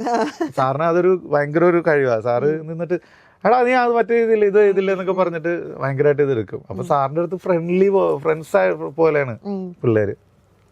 അപ്പൊ അങ്ങനെ ഇങ്ങനെ എടുക്കുമ്പോ ഒരു ഭയങ്കര ഇപ്പൊ MJ സാറും മത്സരനും ഇവരൊക്കെ ആണെങ്കിൽ തന്നെ കൊച്ചുകുട്ടികൾ വരുമ്പോ ഭയങ്കരമായിട്ട് ഇപ്പൊ MJ സാർ എന്നൊക്കെ പറയുമ്പോൾ നമ്മള് കുറച്ചും കൂടി സീരിയസ് ആണല്ലോ സാറിന്റെ അടുത്ത്.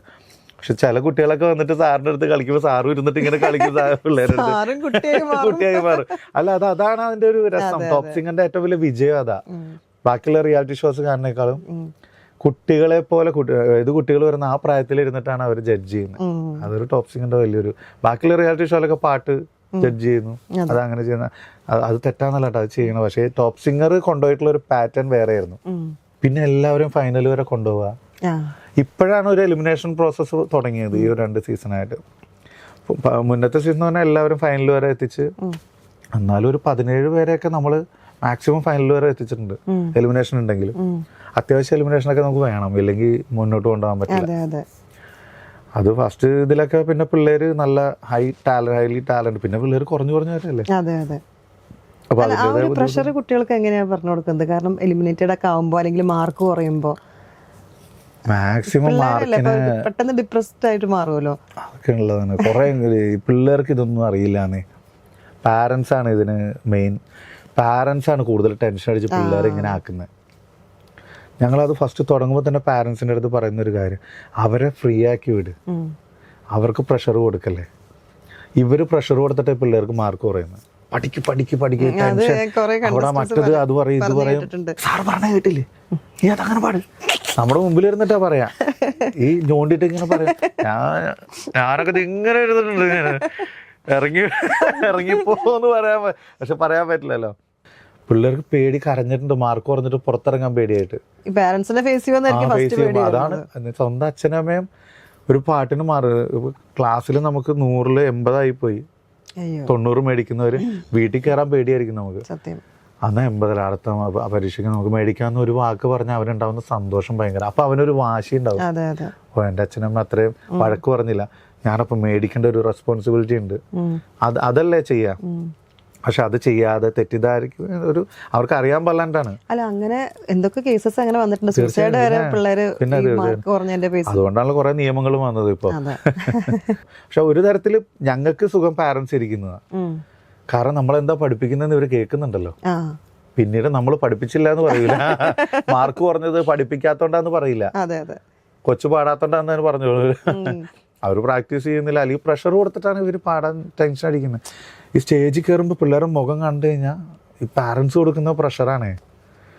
മറ്റുള്ളവരെ വെച്ച് കമ്പാരിസൺ, ആ കൊച്ചിന് 98 കിട്ടി, നിനക്ക് 96 കിട്ടിയുള്ളൂ, നിന്നൊക്കെ നന്നായിട്ട് പാടുന്ന കൊച്ചാണോ അത്, അവളൊക്കെ നന്നായിട്ട് നീ പാടൂലേ, നിനക്കെന്താ പറ്റിയതെന്നൊക്കെ ചോദിച്ച് അടുത്ത പാട്ടിന് ഈ കൊച്ചിന് ടെൻഷനാണ്, എങ്ങനെയെങ്കിലും കിട്ടണം.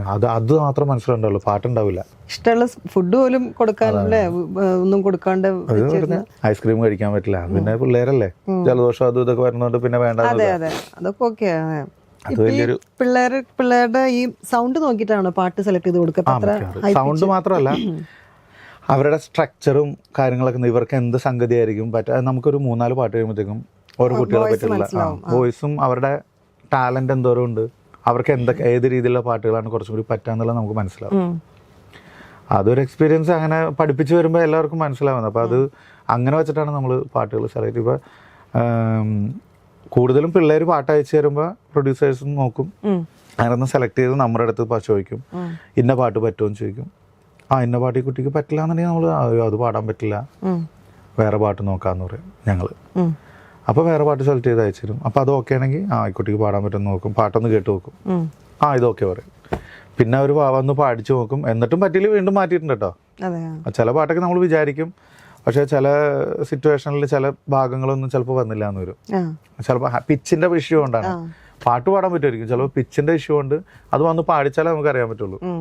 അങ്ങനെയൊക്കെ വന്നിട്ട് മാറ്റിയതുണ്ട്. ഭൂരിഭാഗം ചെറിയൊരു പാട്ടുകൾ മാത്രമേ ഉള്ളൂ അങ്ങനെ, ബാക്കിയെല്ലാം അങ്ങനെ നോക്കിയിട്ട് തന്നെ നമ്മൾ കൊടുക്കാറ്. പാട്ട് ഒരുപാട് കേൾക്കണം എന്ന് പറയില്ല അവരടുത്ത്, അതാണ് ഈ പിള്ളേർക്കുള്ള ഏറ്റവും വലിയ. 5 പ്രാവശ്യം കേട്ട് ട്യൂൺ കയറി കഴിഞ്ഞാൽ പിന്നെ പഠിച്ചു എന്നുള്ളൊരു വിട്ടുപോയി.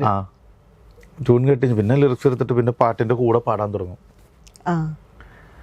ഒരു 5 പ്രാവശ്യം കേട്ട് 6 പ്രാവശ്യം കേട്ട് ട്യൂൺ കയറി മനസ്സിൽ, ട്യൂൺ കിട്ടി, പിന്നെ ഇവരെന്താ ചെയ്യാന്ന് വെച്ചാൽ പാട്ട് ഇട്ടിട്ട് ഈ പാട്ടിന്റെ കൂടെ നിന്നങ്ങ് പാടുക. അങ്ങനെ ചെയ്യരുത് നമ്മളൊരിക്കലും. ഈ റിയാലിറ്റി ഷോയ്ക്ക് പഠിക്കുമ്പോൾ അങ്ങനെ ഒരിക്കലും ചെയ്യരുത്. കാരണം ഒരു പാട്ട് ഒരു 50 പ്രാവശ്യം 60 പ്രാവശ്യം കേൾക്കണം. അത്രയും കേട്ടാൽ നമുക്ക് വീണ്ടും വീണ്ടും ഇങ്ങനെയൊക്കെ ഉണ്ടായിരുന്നു, ഇവർ ഇത്രയും പ്രാവശ്യം കേട്ടിട്ട് ഞങ്ങളുടെ അടുത്ത് വരുമ്പോൾ അവിടെ അങ്ങനെയൊക്കെ ഉണ്ടോ എന്ന് ചോദിക്കും. നമുക്ക് ഇത്രയും പിള്ളേരെ പാട്ട് പഠിപ്പിച്ചിട്ടുള്ള ഒരു എക്സ്പീരിയൻസ് ഉണ്ട്, ഇവർ കേൾക്കാത്ത പലതും നമ്മൾ കേൾക്കും.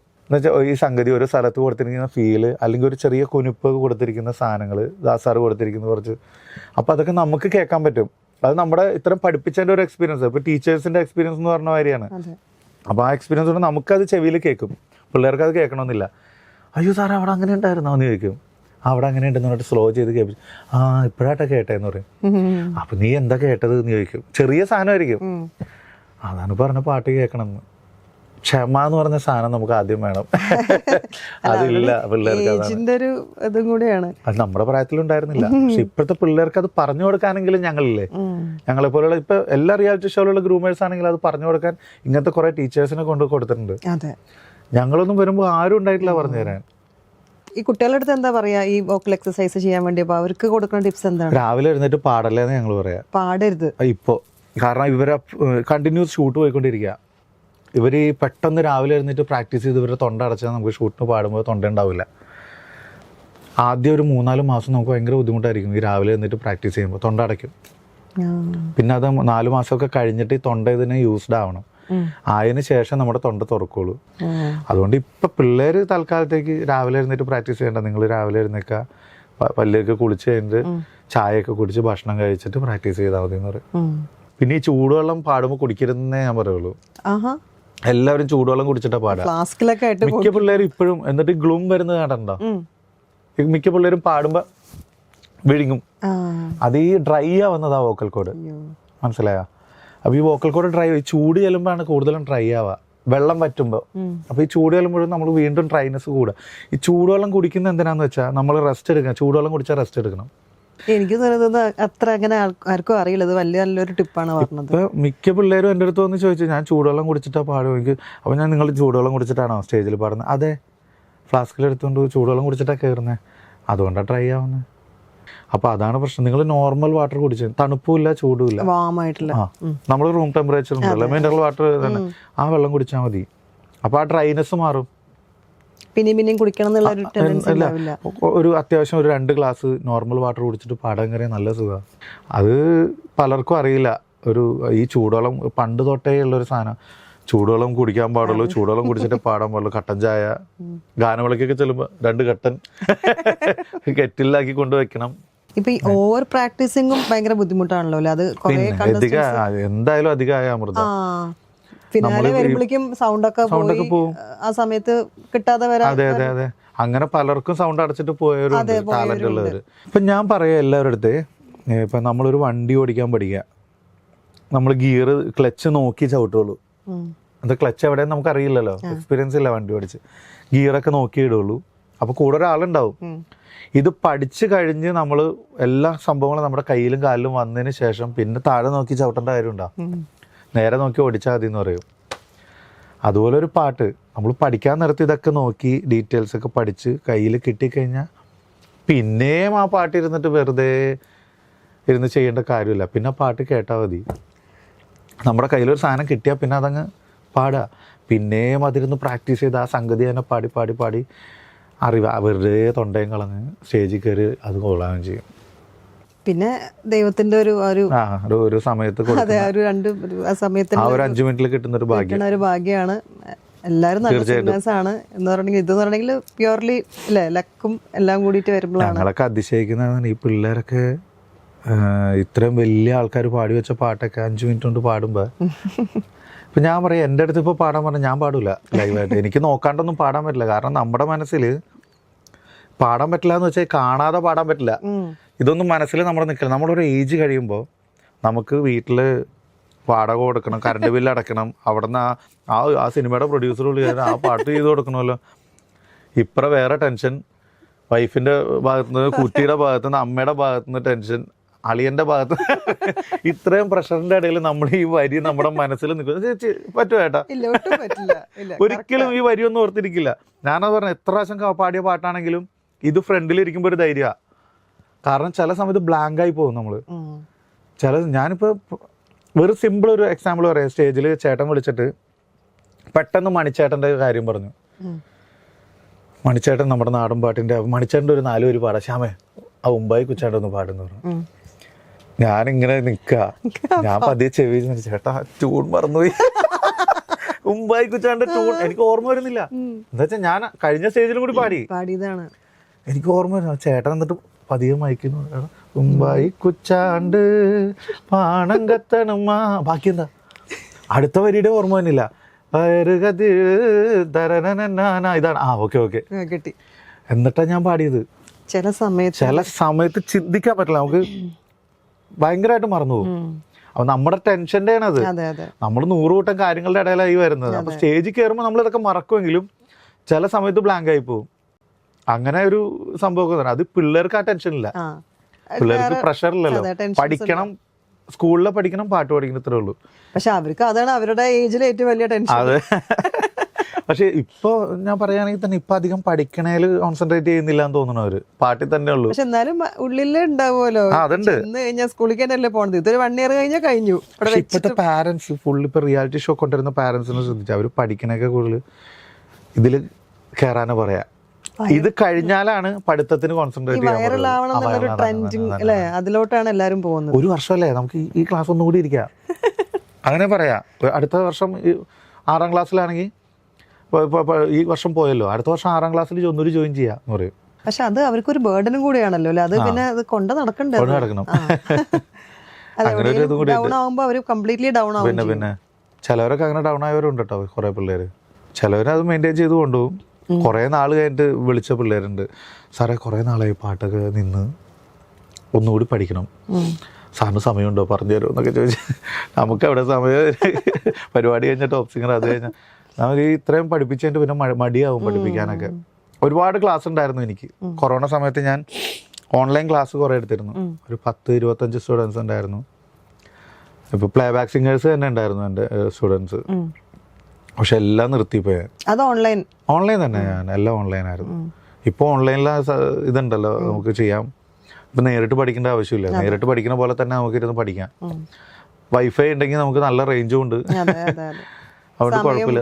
അതെ, നമ്മുടെ സമയത്തിന് ക്ലാസ് എടുക്കാം. മറ്റത് ഒരു നിശ്ചിത സമയത്ത് അവർ വരും, ഞായറാഴ്ച നമുക്ക് പ്രോഗ്രാമിന് പോകാൻ പറ്റില്ല അങ്ങനത്തെ. അപ്പം ഞാനിതൊക്കെ കാരണം ഞാനിപ്പോൾ ഓൺലൈൻ ക്ലാസ് നിർത്തി. ഇപ്പൊ വൈഫും എല്ലാവരും പറയും നിങ്ങൾ എന്തിനാ നിർത്തുന്നത്, ഇപ്പൊ ഫ്രീ ആയിട്ടിരിക്കുന്ന സമയത്തൊക്കെ എടുത്തൂടെ, 2 ദിവസം കിട്ടുമ്പോ. ആ 2 ദിവസം എനിക്ക് കിട്ടണുള്ളൂ ഒന്ന് വെറുതെ ഇരിക്കാൻ. അത് കഴിഞ്ഞാൽ ഞാൻ പഠിപ്പിക്കുക. അതുകൊണ്ടാണ് ഞാൻ അത് വേണ്ടാന്ന് വെച്ചത്. ഇവിടെ നിന്നും കിട്ടുന്നുണ്ട്, അവിടെ നിന്നും കിട്ടുന്നുണ്ട് പൈസ, ഇനി ഇതിൽ നിന്നും കൂടി കിട്ടണം. അതായത് ഞങ്ങൾക്ക് ആ സമയം കിട്ടണുള്ളേ ഒന്നും മിണ്ടാതിരിക്കാൻ. ഞങ്ങൾ ആഗ്രഹിക്കുന്ന 2 ദിവസമെങ്കിലും ഒന്നും മിണ്ടാതിരിക്കാൻ. സ്ട്രെസ് എങ്ങനെയാ നിങ്ങൾ അവിടെ കളയണത്? കാരണം എപ്പോഴും 24 മണിക്കൂർ പാട്ട് ബഹളം അല്ലെങ്കിൽ അതുകൊണ്ടാണ് ഞങ്ങളുടെ സ്ട്രെസ് കുറയുന്നത്. അത് കുറേ ആകുമ്പോൾ അതിങ്ങനെ ഒരു ബോറടി ചില സമയത്ത് എന്ന് വെച്ചാൽ ഞാനൊക്കെ ഈ 2 ദിവസം 3 ദിവസം പരിപാടി കഴിഞ്ഞിട്ട് വെളുപ്പിനെ 4 മണിക്കൊക്കെ വന്ന് കിടന്ന് 7 മണിക്ക് എഴുന്നേറ്റ് വണ്ടി എടുത്ത് നേരെ ടോപ്പ് സിംഗറിൽ പോകും. 2 പാട്ട് കഴിയുമ്പോഴത്തേക്ക് ഞാൻ ഇങ്ങനെ പോകും കണ്ണ്. പാട്ട് കേട്ടോണ്ടിരുന്നിട്ട് ഞാൻ ഉറങ്ങിപ്പോയിട്ടുണ്ട്. എന്നിട്ട് പാട്ട് കഴിഞ്ഞിട്ട് ഫോണുമ്പോൾ ചെന്ന് ഇടിച്ചിട്ട് എഴുന്നേറ്റിട്ടുണ്ട്. അത് സോറിട്ടാ ഞാൻ ഉറങ്ങിയില്ല, 2-3 ദിവസമായി പരിപാടി. അപ്പോൾ പിള്ളേര് പാരൻസ് ഒക്കെ ഇരിക്കുന്നുണ്ടെങ്കിൽ അവരും ഉണ്ടായിരിക്കാം സാർ ഉറങ്ങിയിട്ടില്ല എന്നറിയാം അവർക്ക്, കാരണം ഇൻസ്റ്റയിൽ കാണുമല്ലോ. അപ്പോൾ ഞാനൊരു സോറിട്ടാന്ന് പറഞ്ഞാൽ മുഖമൊക്കെ കഴുകി വന്നിരിക്കും, എന്നിട്ട് വീണ്ടും ഇരുന്നു. അപ്പോൾ അങ്ങനെ ഇരിക്കുമ്പോൾ നമുക്ക് ഭയങ്കര ബുദ്ധിമുട്ട് തോന്നാറുണ്ട്. കാരണം ലീവ് എടുക്കാൻ പറ്റില്ല. നമ്മൾ ഓൾറെഡി 3 ദിവസം ലീവ് എടുത്തിട്ടാണ് പോയേക്കുന്നത്. തിരിച്ചു വന്നിട്ട് നമ്മൾ ഇവർക്ക് ആവശ്യമുണ്ട്. അപ്പോൾ നമ്മളവിടെ നിന്ന് പഠിപ്പിച്ചേ പറ്റൂ. അങ്ങനെ ഒരു പ്രഷർ ഭയങ്കര എനിക്ക്. ഇപ്പം ഞാൻ ബാക്കിയുള്ളവരൊക്കെ കൂടുതൽ എനിക്കതുണ്ട്. കാരണം അവിടെയുള്ള ഗ്രൂമേഴ്സിൽ ഏറ്റവും കൂടുതൽ ഷോ ചെയ്യുന്നത് ഞാനാണ്. സ്റ്റീഫൻ ചാൻ്റെ കൂടെ ആണെങ്കിലും പുറത്ത് ഷോ ചെയ്യുന്നതുകൊണ്ട് ഞാൻ ഈ ലീവ് എടുക്കുന്നതുകൊണ്ട് എനിക്ക് ഭയങ്കര പ്രഷറാണ്. എനിക്ക് ഭയങ്കര മാനസികമായിട്ടുള്ള ബുദ്ധിമുട്ടാണ്. അവരെനിക്കത് തരാറില്ല കേട്ടോ ആ പ്രഷർ. പക്ഷേ ശ്യാമ വരണോട്ടെ എന്ന് പറയാറുള്ളൂ. പക്ഷേ എനിക്കത് ഭയങ്കര വിഷമമാണ്. വൈഫ് പറയും ഉറങ്ങിയിട്ടില്ലെങ്കിൽ ഇന്ന് ലീവ് എടുത്തൂടെ. ഞാൻ 3 ദിവസം ഓൾറെഡി ലീവായി, ഇനി ഞാൻ ഇന്ന് ലീവ് പറഞ്ഞ എങ്ങനെയാ? നിങ്ങൾ ഈ ഉറങ്ങാണ്ട് മനുഷ്യനെ അവിടെ പോയിട്ട് എങ്ങനെ പഠിപ്പിക്കണ പിള്ളേരെന്ന്. പക്ഷെ അവരെന്ത് വിചാരിക്കും 3 ദിവസം ലീവ് എടുത്തിട്ട് ഞാൻ ഇന്ന് ഫ്രീ ആണെന്നറിയാം. അങ്ങനെ ഞാൻ പോയി വെയിറ്റിംഗ്. അപ്പം ഞാൻ പോവാൻ കുഴപ്പമില്ല, ഞാൻ ഇടയ്ക്കെപ്പോഴും ഗ്യാപ്പ് കിട്ടുമ്പോൾ ഉറങ്ങിക്കോളാം. പക്ഷെ ഗ്യാപ്പ് കിട്ടൂല. ഭക്ഷണമൊക്കെ കഴിച്ചിട്ട് ഒരു 20 മിനിറ്റ് ഒക്കെ ഉറങ്ങി അലാറം വെച്ചിട്ട് 3 അലാറം വെക്കും ഞാൻ. 3ാമത്തെ അലാറത്തിൽ എഴുന്നേക്കാം. 20 മിനിറ്റ്, 20, 22, 24 അലാറം വെച്ചിട്ട് എഴുന്നേക്കും. എന്നിട്ട് മുഖം കഴുകിയിട്ട് വീണ്ടും ഇരുന്ന് പഠിപ്പിക്കും. പിന്നെ വൈകിട്ട് പോയി ഷട്ടിൽ കളിക്കും. അതൊരു ഭയങ്കര റിലാക്സ് ആണ്. നമ്മൾ കുറേ നേരം സംസാരിക്കുന്നത്. അതെ അതെ, ഓഫ്കോഴ്സ് സംസാരം കേൾക്കാനാണ് എല്ലാവർക്കും ആഗ്രഹം. പക്ഷെ ഒരു 4 പേര് ഇഷ്ടമുള്ളൊരു പാട്ട് തീർച്ചയായും ഒരു തമിഴ് പാട്ട് പാടാം. സുന്ദരി കണ്ണാലൊരു സേതി சொல்லடி എന്നാൽ നല്ല തേതി എന്നയെ തந்தேன் உனக்காக ஜன்மமே கொண்டேன் அதற்காக நான் உன்னை நீங்க மாட்டேன் நீங்கினால் தூங்க மாட்டேன் சேர்ந்ததே நம் ஜீவனே சுந்தரி கண்ணால் ஒரு செய்தி சொல்லடி இந்நாள் நல்ல தேதி. അടിപൊളി. എസ്.പി. സാറിനെ കാണാൻ കണ്ടിട്ടുണ്ട്. സാറിന്റെ കൂടെ കോറസ് പാടിയിട്ടുണ്ട്. അതൊരു സാറ് മഴവിൽ മനോരമ അവാർഡ് നടക്കുമ്പോൾ സാറ് ഗസ്റ്റ് ആയിരുന്നു. അപ്പോൾ സാർ ഒരു പാട്ട് പാടുമ്പോൾ സ്റ്റീഫൻ ചേട്ടനായിരുന്നു അന്ന്. അപ്പോൾ അങ്ങനെ കോറസ് പാടാൻ ഞാനും ഒരു 2-3 സിംഗേഴ്സ് ഉണ്ടായിരുന്നു. സാറിന്റെ കൂടെ ഒരു പാട്ട് കോറസ് പാടി ഞങ്ങൾ ബാക്കിൽ നിന്ന്. അങ്ങനെ അന്ന് കാണാം. ഞാൻ ആദ്യമായിട്ട് അവസാനമായിട്ട് കാണുന്നപ്പോഴാണ്. പിന്നെ തീർച്ചയായിട്ടും സാറിന്റെ അനുഗ്രഹം മേടിച്ചു കാര്യം തൊട്ട്. സ്റ്റേജ് ഷെയർ ചെയ്യാൻ പറ്റിയതൊക്കെ പറഞ്ഞ സാർ ഭയങ്കര സിമ്പിൾ ആട്ടോ. ഒന്ന് നിങ്ങൾ തന്നെ കോറസ് പാടുന്നത് നല്ല പാട് പ്രെയർ പണ്ടുങ്ക ഞാൻ നല്ല പാടുന്നത് സാറ് നമ്മുടെ ഭയങ്കര സിമ്പിൾ ആള്. അയ്യോ, എന്തെങ്കിലും മറക്കാനാവാത്ത അങ്ങനെ വല്ല എക്സ്പീരിയൻസ് ഉണ്ടായിരുന്നോ? അത് പറയുമ്പോൾ ഇപ്പോൾ ഞാൻ രാജാ സാറിൻ്റെ കാര്യം പറഞ്ഞ പോലെ ദഫേദാർ എന്ന് പറഞ്ഞിട്ടൊരു മലയാളം മൂവി ഇറങ്ങിയായിരുന്നു. ടിനി ടോം ചേട്ടനാണ് ഹീറോ ആയിട്ട് അഭിനയിച്ചത്. അതിനകത്ത് രാജാ സാറാണ് മ്യൂസിക് ചെയ്യുന്നത്. അപ്പോൾ പ്രൊഡ്യൂസേഴ്സൊക്കെ എന്നെ അറിയാവുന്നവരാണ്. അപ്പോൾ പുതിയൊരു വോയിസ് നമുക്ക് ചൂസ് ചെയ്യാമെന്ന് സാറ് പറഞ്ഞപ്പോൾ ഇവരെന്നെ വിളിച്ചു. തലേദിവസം വിളിക്കുന്നത്. അപ്പോൾ തന്നെ ഞാൻ പിറ്റേ ദിവസം രാവിലെ ഫ്ലൈറ്റ് ഇൻഡിഗോ നോക്കിയിട്ട്, അല്ലാണ്ട് എത്തൂല്ല ചെന്നൈയിലാണ്, അത് നോക്കിയാൽ ബുക്ക് ചെയ്തു. രാജാ സാറിൻ്റെ അല്ലേ, ഒന്ന് കണ്ടാൽ മതിയല്ലോ നമുക്കെന്ന് പറഞ്ഞിട്ട് അന്നോ ഫോട്ടോ എടുക്കാൻ പറ്റിയില്ല. എന്തെങ്കിലും ഫോട്ടോ എടുക്കണമെങ്കിലും വിചാരിച്ചിട്ട് ഞാൻ പോയത്. എനിക്കാണെങ്കിൽ ലിറിക്സ് ഈ പ്രശ്നമുള്ളതുകൊണ്ട് അറിയാവുന്ന ആകെ ഒരു പാട്ട് കൃഷ്ണകൃപാസാഗര. ചെറുപ്പം തൊട്ടേ എല്ലാ ഭക്തിഗാനവേളയ്ക്കും എല്ലാത്തിലും പാടിയിട്ടുള്ളതുകൊണ്ട് അത് മാത്രം മറക്കൂല. അതെന്തോ മനസ്സിൽ ഇങ്ങനെയുണ്ട്. ഞാൻ പുള്ളിയുടെ പാട്ടൊന്നും പാടണ്ടെന്ന് വിചാരിച്ചിട്ട് കൃഷ്ണകൃപാസാഗരം പാടി. സാറിനെ കണ്ട് സാറ് പാടി കഴിഞ്ഞപ്പോഴത്തേക്കും ഫുള്ള് പാടിച്ചു. സാറിൻ്റെ മുഖത്ത് നോക്കിയിട്ട് ഇങ്ങനെ വാസു സാറുണ്ട് അവിടെ, അസിസ്റ്റന്റ് സാർ. വാസു നല്ല ഇറക്കല്ലേ, പാട്ട് ചൊല്ലിക്കൊടു എന്ന് പറഞ്ഞ്. അപ്പം തന്നെ ഞാൻ ഫ്ലാറ്റായി. എന്ന് വെച്ചാൽ അങ്ങനെ രാജാ സാറ് പറയണമെന്നുണ്ടെങ്കിൽ. അപ്പം ഞാൻ എന്നിട്ട് എന്നെ വാസു സാറ് വിളിച്ചുകൊണ്ട് പോയി. അപ്പോൾ എല്ലാവരും പുറത്തുനിന്ന് കൺഗ്രാറ്റ്സ്ഡാ എന്നൊക്കെ പറഞ്ഞിട്ട് സാറ് പാട്ട് പഠിപ്പിച്ചു. അത് കഴിഞ്ഞപ്പോൾ ടെൻഷൻ വന്ന് സാറിൻ്റെ മുമ്പിൽ പോയി പഠിച്ച പാട്ട് പാടി കേൾപ്പിക്കണം. ഈ മ്യൂസിക് സാറിൻ്റെ പുതിയ മ്യൂസിക്കിലെ ആ പാട്ട്, പുതിയ പാട്ട് മനസ്സിൽ ഓർത്തിരിക്കണ്ടേ. ഞാനപ്പോൾ ദൈവത്തിനൊക്കെ വിളിച്ചിട്ട് ഞാൻ ചെന്ന് ആ പാടെന്ന് പറഞ്ഞു. അപ്പോൾ ഞാൻ പാടി. അപ്പോൾ സാറ് ഇതിൻ്റെ അർത്ഥമൊക്കെ ചോദിച്ചിട്ടുണ്ട്. അടുത്ത് ഓണപ്പാട്ടാണ്. അപ്പോൾ എനിക്ക് അറിയാവുന്ന പോലെ മലയാളമാണല്ലോ അത്യാവശ്യം. ഞാൻ ഈ ലിറിക്സിന് കുറച്ചും കൂടി ഇമ്പോർട്ടൻസ് കൊടുക്കാറുണ്ട് ചെറുപ്പം തൊട്ടേ. എനിക്ക് ഭയങ്കര ഇഷ്ടം അതിൻ്റെ മീനിങ് ഒക്കെ അറിഞ്ഞ് എങ്ങനെയാണെന്നുള്ളത്. അപ്പം ഞാൻ ആ ലിറിക്സൊക്കെ നോക്കിയിട്ട് എനിക്ക് അറിയാവുന്ന പോലെയുള്ള അർത്ഥമൊക്കെ പറഞ്ഞു കൊടുത്തു സാറിന്. അപ്പോൾ സാറിന് ഭയങ്കര കാര്യം. ഓക്കെ നീ പാട് എന്ന് പറഞ്ഞു. അപ്പോൾ ഞാൻ പാടി ഒരു 2.5 മണിക്കൂറൊക്കെ എടുത്തു പാടി. സാറ് വന്ന് പാട്ട് കേട്ട് സാറ് ഓക്കെ എല്ലാവരും ഹാപ്പിയാ എന്നൊക്കെ ചോദിച്ചു സാറ്. ഓക്കെ സാറ് ഇറങ്ങി വന്നു, സാറങ്ങ് പോയി. പിന്നെ നമ്മുടെ അടുത്തൊന്നും സംസാരിച്ചില്ല. പിന്നെ ഞാൻ ഒരു ഫോട്ടോ ഒക്കെ എടുത്തു. കുറച്ച് പിറ്റേ ദിവസം വന്നിട്ട് ഫോട്ടോ എടുത്തേ. ഫോട്ടോ ഒക്കെ എടുത്ത് പിന്നെ പിരിഞ്ഞ് എൻ്റെ പാട്ടൊക്കെ വെച്ച് ഷൂട്ട് ചെയ്തെല്ലാം കഴിഞ്ഞ് ഒരാഴ്ച മുന്നേ വേറെ ആൾ പാടിയത് പടം ഇറങ്ങണതിന്. പക്ഷെ നമുക്ക് കിട്ടിയൊരു ഓസ്കാർ എന്ന് പറഞ്ഞാൽ സാറിൻ്റെ പാട്ട്, സാർ എൻ്റെ പാട്ട് ഇഷ്ടപ്പെട്ട് സാറിൻ്റെ സ്റ്റുഡിയോയിൽ പാടാൻ പറ്റി, സാറിൻ്റെ മുന്നിൽ പാടാൻ പറ്റി എന്ന് പറയാൻ തന്നെ. കാരണം അവിടെ സൂപ്പർ സിംഗറിലും അവിടെയൊക്കെ വിൻ ചെയ്തവർ വരെ വോയിസ് അയച്ചു കൊടുത്തു, പുതിയ വോയിസ് നോക്കുന്നുണ്ടെന്ന് പറഞ്ഞിട്ട്. അവർക്കാർക്കും കിട്ടാത്തൊരവസരം കിട്ടിയത് എനിക്കായിരുന്നു, എൻ്റെ വോയിസ് ഇഷ്ടപ്പെട്ടിട്ട്. പിന്നെ എന്തോ അവൻ്റെ ഇടയിൽ എന്തോ ആരാ കളിച്ചാന്ന് എനിക്കറിയില്ല, അത് വേറെ ആൾ പാടി. ഇപ്പം ശരിക്കും പറഞ്ഞാൽ ഇൻഡസ്ട്രിയിൽ സർവൈവ് ചെയ്ത് പോവാൻ ലക്ക് മേജർ ഫാക്ടറാണ്. ലക്കും ടാലന്റും കോണ്ടാക്റ്റും വേണം. ലക്കും മാത്രം പോരാ, കോണ്ടാക്റ്റ് വേണം ഭയങ്കരമായിട്ട്.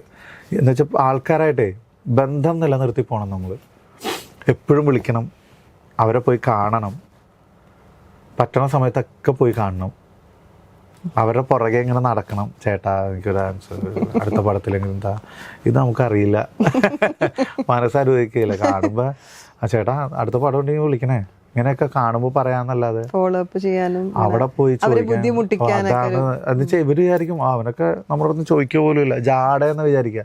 പക്ഷെ ഞാനെന്താ വിചാരിക്കും, ഞാനിപ്പോൾ കുറേ നാൾ നടന്നിട്ടുള്ള സ്റ്റീഫൻ ചേട്ടൻ്റെ കൂടെയാണ്. ഈ സ്റ്റീഫൻ ചേട്ടനൊക്കെ ഒരാൾ വന്ന് ഫോട്ടോ എടുക്കാൻ വരുമ്പോൾ ഒരു 50 പേര് വന്നുള്ള അവസ്ഥ ആലോചിക്കുക ഒറ്റ ടൈം. ചേട്ടൻ എന്നാലും നിന്നെടുക്കും. 2.5 മണിക്കൂർ ഷോ കഴിഞ്ഞ് അവിഞ്ഞിരിക്കുകയായിരിക്കും ചേട്ടൻ, വേർത്ത് കുളിച്ചിരിക്കുന്ന എന്ന് 1 മണിക്കൂർ ഫോട്ടോ എടുക്കാൻ നിൽക്കും.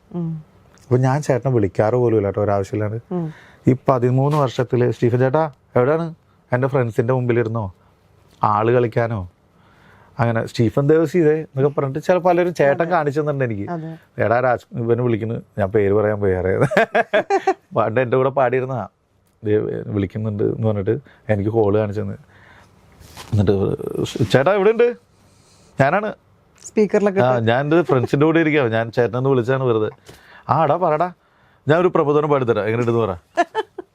തിരക്കിലിരിക്കേ. ഇതൊക്കെ ഞാൻ ചേട്ടൻ്റെ കൂടെ ഇരുന്ന് ലൈവായിട്ട് കേട്ടിട്ടുണ്ട്. പിന്നെ ഒരു ദിവസം ഒരു 100 വിഷസ് പറയാൻ വേണ്ടി ഓരോരുത്തരയക്കും. അപ്പോൾ ഇവരുടെ ഫ്രസ്ട്രേഷൻ എന്താണെന്ന് എനിക്കറിയാം. അപ്പോൾ അതുകൊണ്ട് പിന്നെ ഞാൻ അലക്സ് പോൾ സാറിൻ്റെ കൂടെ ഒരു 5 വർഷം സാറിൻ്റെ കൂടെ അസിസ്റ്റ് ചെയ്ത് നിന്നിട്ടുണ്ട്. അപ്പോൾ സാറൊക്കെ അനുഭവിച്ചിട്ടുള്ള പ്രഷർ എന്താണെന്ന് ശരിക്കും അറിയാം എനിക്ക്. ഒരു പ്രൊഡ്യൂസർ കൊടുക്കുന്നത്, ഡയറക്ടർ കൊടുക്കുന്ന പ്രഷർ എന്താണെന്നൊക്കെ എനിക്ക് ശരിക്കും അറിയാം. ശരിക്കും ഞാൻ മ്യൂസിക് ഡയറക്ഷനൊക്കെ ഇങ്ങനെ സാറ് ചെയ്യുന്ന ഇതൊക്കെ കണ്ടിട്ട് ഒരു ഇൻസ്പിറേഷൻ തോന്നിയിട്ടാട്ടോ എനിക്കും ചെയ്യാനൊക്കെ ഒരു തോന്നിയത്. ഞാൻ സാറിൻ്റെ കൂടെ അധികം വർക്ക് ചെയ്തിട്ടുള്ളൂ, അലക്സ് പോൾ സാറിൻ്റെ കൂടെ.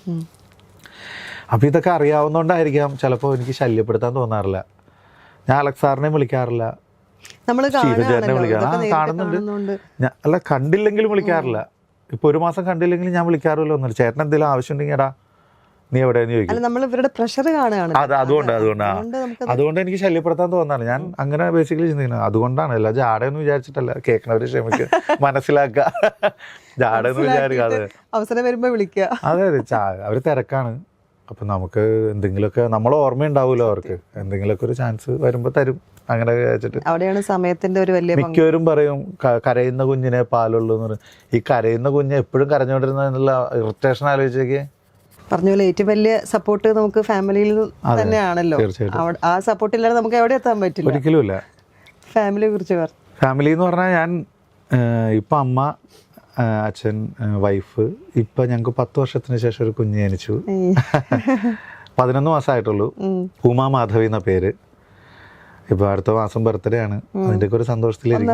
1-ാം പിറന്നാള്. വൈഫ് ഡാൻസറാണ്, ഞാൻ നേരത്തെ പറഞ്ഞു, ക്ലാസിക്കൽ ഡാൻസറാണ്. MA ഭരതനാട്യം കഴിഞ്ഞു RLVന്ന്. പ്രണയവിവാഹമായിരുന്നു.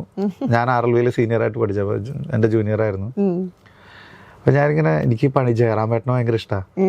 മേലെപ്പറമ്പിലാണ് വീട്ടിൽ. ജയറാമേട്ടൻ നേരിട്ട് നിന്ന് ചോദിക്കുമല്ലോ വീട്ടിൽ, എനിക്ക് കെട്ടിച്ചു തരുമെന്ന് ചോദിക്കുന്നത്. അതുപോലെ ഞാൻ ചോദിച്ചു അവളുടെ വീട്ടിൽ ചെന്ന്. അവളെ ചേച്ചിയുടെ കല്യാണത്തിന് പോയപ്പോൾ ഞാൻ ഇന്ത്യൻ വോയിസിലൊക്കെ പാടി കഴിഞ്ഞപ്പോഴായിരുന്നു കല്യാണം. അപ്പം ഞങ്ങളൊക്കെ വിളിച്ചിട്ടുണ്ടായി. അപ്പോൾ പോയപ്പോൾ എല്ലാവർക്കും എന്നെ അറിയായിരുന്നു അത്യാവശ്യം. TV-ലൊക്കെ പാടുന്നുണ്ട്, സിംഗറായുണ്ട്. അപ്പോൾ ഞാൻ അവിടെ ഒരു പരിപാടിക്ക് പോയപ്പോൾ അച്ഛനെ വിളിച്ചു, ഒരു കാര്യം പറയാനുണ്ട്. അപ്പോൾ ഞാൻ നേരെ വീട്ടിൽ ചെന്ന് ചോദിച്ചാൽ എനിക്കിങ്ങനെ കല്യാണം കഴിക്കണമെന്നുണ്ട്, എൻ്റെ വീട്ടിൽ ഓക്കെയാണ്, നിങ്ങൾ സമ്മതിച്ചാൽ ഞാൻ ഒന്നൊരു വീട്ടിൽ സംസാരിച്ചിട്ട് വീട്ടുകാരെ കൊണ്ട് വരാമെന്ന് പറഞ്ഞു. അപ്പോൾ അവർക്ക് ഇഷ്ടമായിട്ട് അവർ സമ്മതിച്ചു. അങ്ങനെയായിരുന്നു, സിനിമാറ്റിക് സ്റ്റൈലിലായിരുന്നു. അതൊക്കെ അങ്ങനെ പെട്ടെന്ന് തന്നെ നിശ്ചയം നടന്ന് കല്യാണമൊക്കെ കഴിഞ്ഞ് അടിപൊളിയായിരുന്നു. പിന്നെ പാട്ടും ഡാൻസും അങ്ങനെ അതൊരിക്കലും ഇല്ല. ഞാൻ പാടിയിട്ട് അവള് ഡാൻസ് കളിച്ചിട്ടേ ഇല്ല. ആകെ ഒരു കവർ സോങ് ഇറക്കി, നിലാവിന്റെ നീലഭസ്മം എന്നുള്ള. അതിനകത്ത് മാത്രമേ ഞാൻ പാടിയിട്ട് അവള് ഡാൻസ് കളിച്ചിട്ടുള്ളൂ. എവിടെ കാണൽ വരെ കുറവാണ് ഞങ്ങള്. അപ്പൊ ഈ മോളുടെ ഇപ്പൊ 1 വയസ്സെടുക്കാന്ന് പറഞ്ഞപ്പോ ഓരോ മാസം ഒരു ഏറ്റവും കൂടുതൽ അവളെ കൂടെ ഞാൻ ഉണ്ടാവാറേ ഇല്ല. കൊച്ചി ജനിച്ച് 56 കഴിഞ്ഞിട്ട് ഞാൻ 3 മാസം പുറത്തായിരുന്നു. US 1 മാസം, അത് കഴിഞ്ഞ് UK, അത് കഴിഞ്ഞ് ഓസ്ട്രേലിയ, അത് കഴിഞ്ഞ് തിരിച്ചു വന്നപ്പോഴും കൊച്ചെന്നെ തിരിച്ചറിഞ്ഞത് ഭാഗ്യം. അല്ലെങ്കിൽ ഏത് മാമനെ കൂടെ കിടക്കണ അവസ്ഥ. ഇപ്പൊ ഭയങ്കര ഇത്. ഇപ്പൊ ഞാൻ എത്ര ദിവസം കഴിഞ്ഞ് വന്നാലും അവളെന്നെ കണ്ടു കഴിഞ്ഞാൽ ഓടി ചാടി എൻ്റെ അടുത്ത് തന്നെ വരും. തിരിച്ചറിയാനുള്ള സമയമായി. പിന്നെ ഞാൻ എന്ന് പറഞ്ഞാൽ ഭയങ്കര ഇഷ്ടമാണ്. ഏർലി ഡേയ്സിലെ കുറെ കാര്യങ്ങളൊക്കെ മിസ് ചെയ്യുന്നുണ്ടാവില്ലേ? തീർച്ചയായും. പിന്നെ നമ്മുടെ ലൈഫ് അങ്ങനെയല്ലേ. അതെ അതെ. നമുക്ക് ഇനി 1 മണിക്കൂർ സത്യം പറഞ്ഞ പോയത് അറിഞ്ഞില്ല. കഥകളൊക്കെ ഇങ്ങനെ, സ്പെഷ്യലി എനിക്ക് തോന്നുന്നു കുട്ടികളുടെ കഥകളാണ് കൂടുതലും ഭയങ്കര ഇൻഫോർമേറ്റീവ് ആയിട്ടുള്ള, പലർക്കും അറിയാത്ത കുറെ കാര്യങ്ങള്. എനിക്ക് തോന്നുന്നു ആരും അങ്ങനെ പെട്ടെന്ന് ചൂടുവെള്ളം ചാടി കുടിക്കില്ല. ചിലർ മനസ്സിലാക്കാവുന്നവർ മനസ്സിലാക്കിയാൽ ചെയ്താൽ നല്ലതായിരിക്കും. ഞാൻ എൻ്റെ ഒരു എക്സ്പീരിയൻസാ പറഞ്ഞ.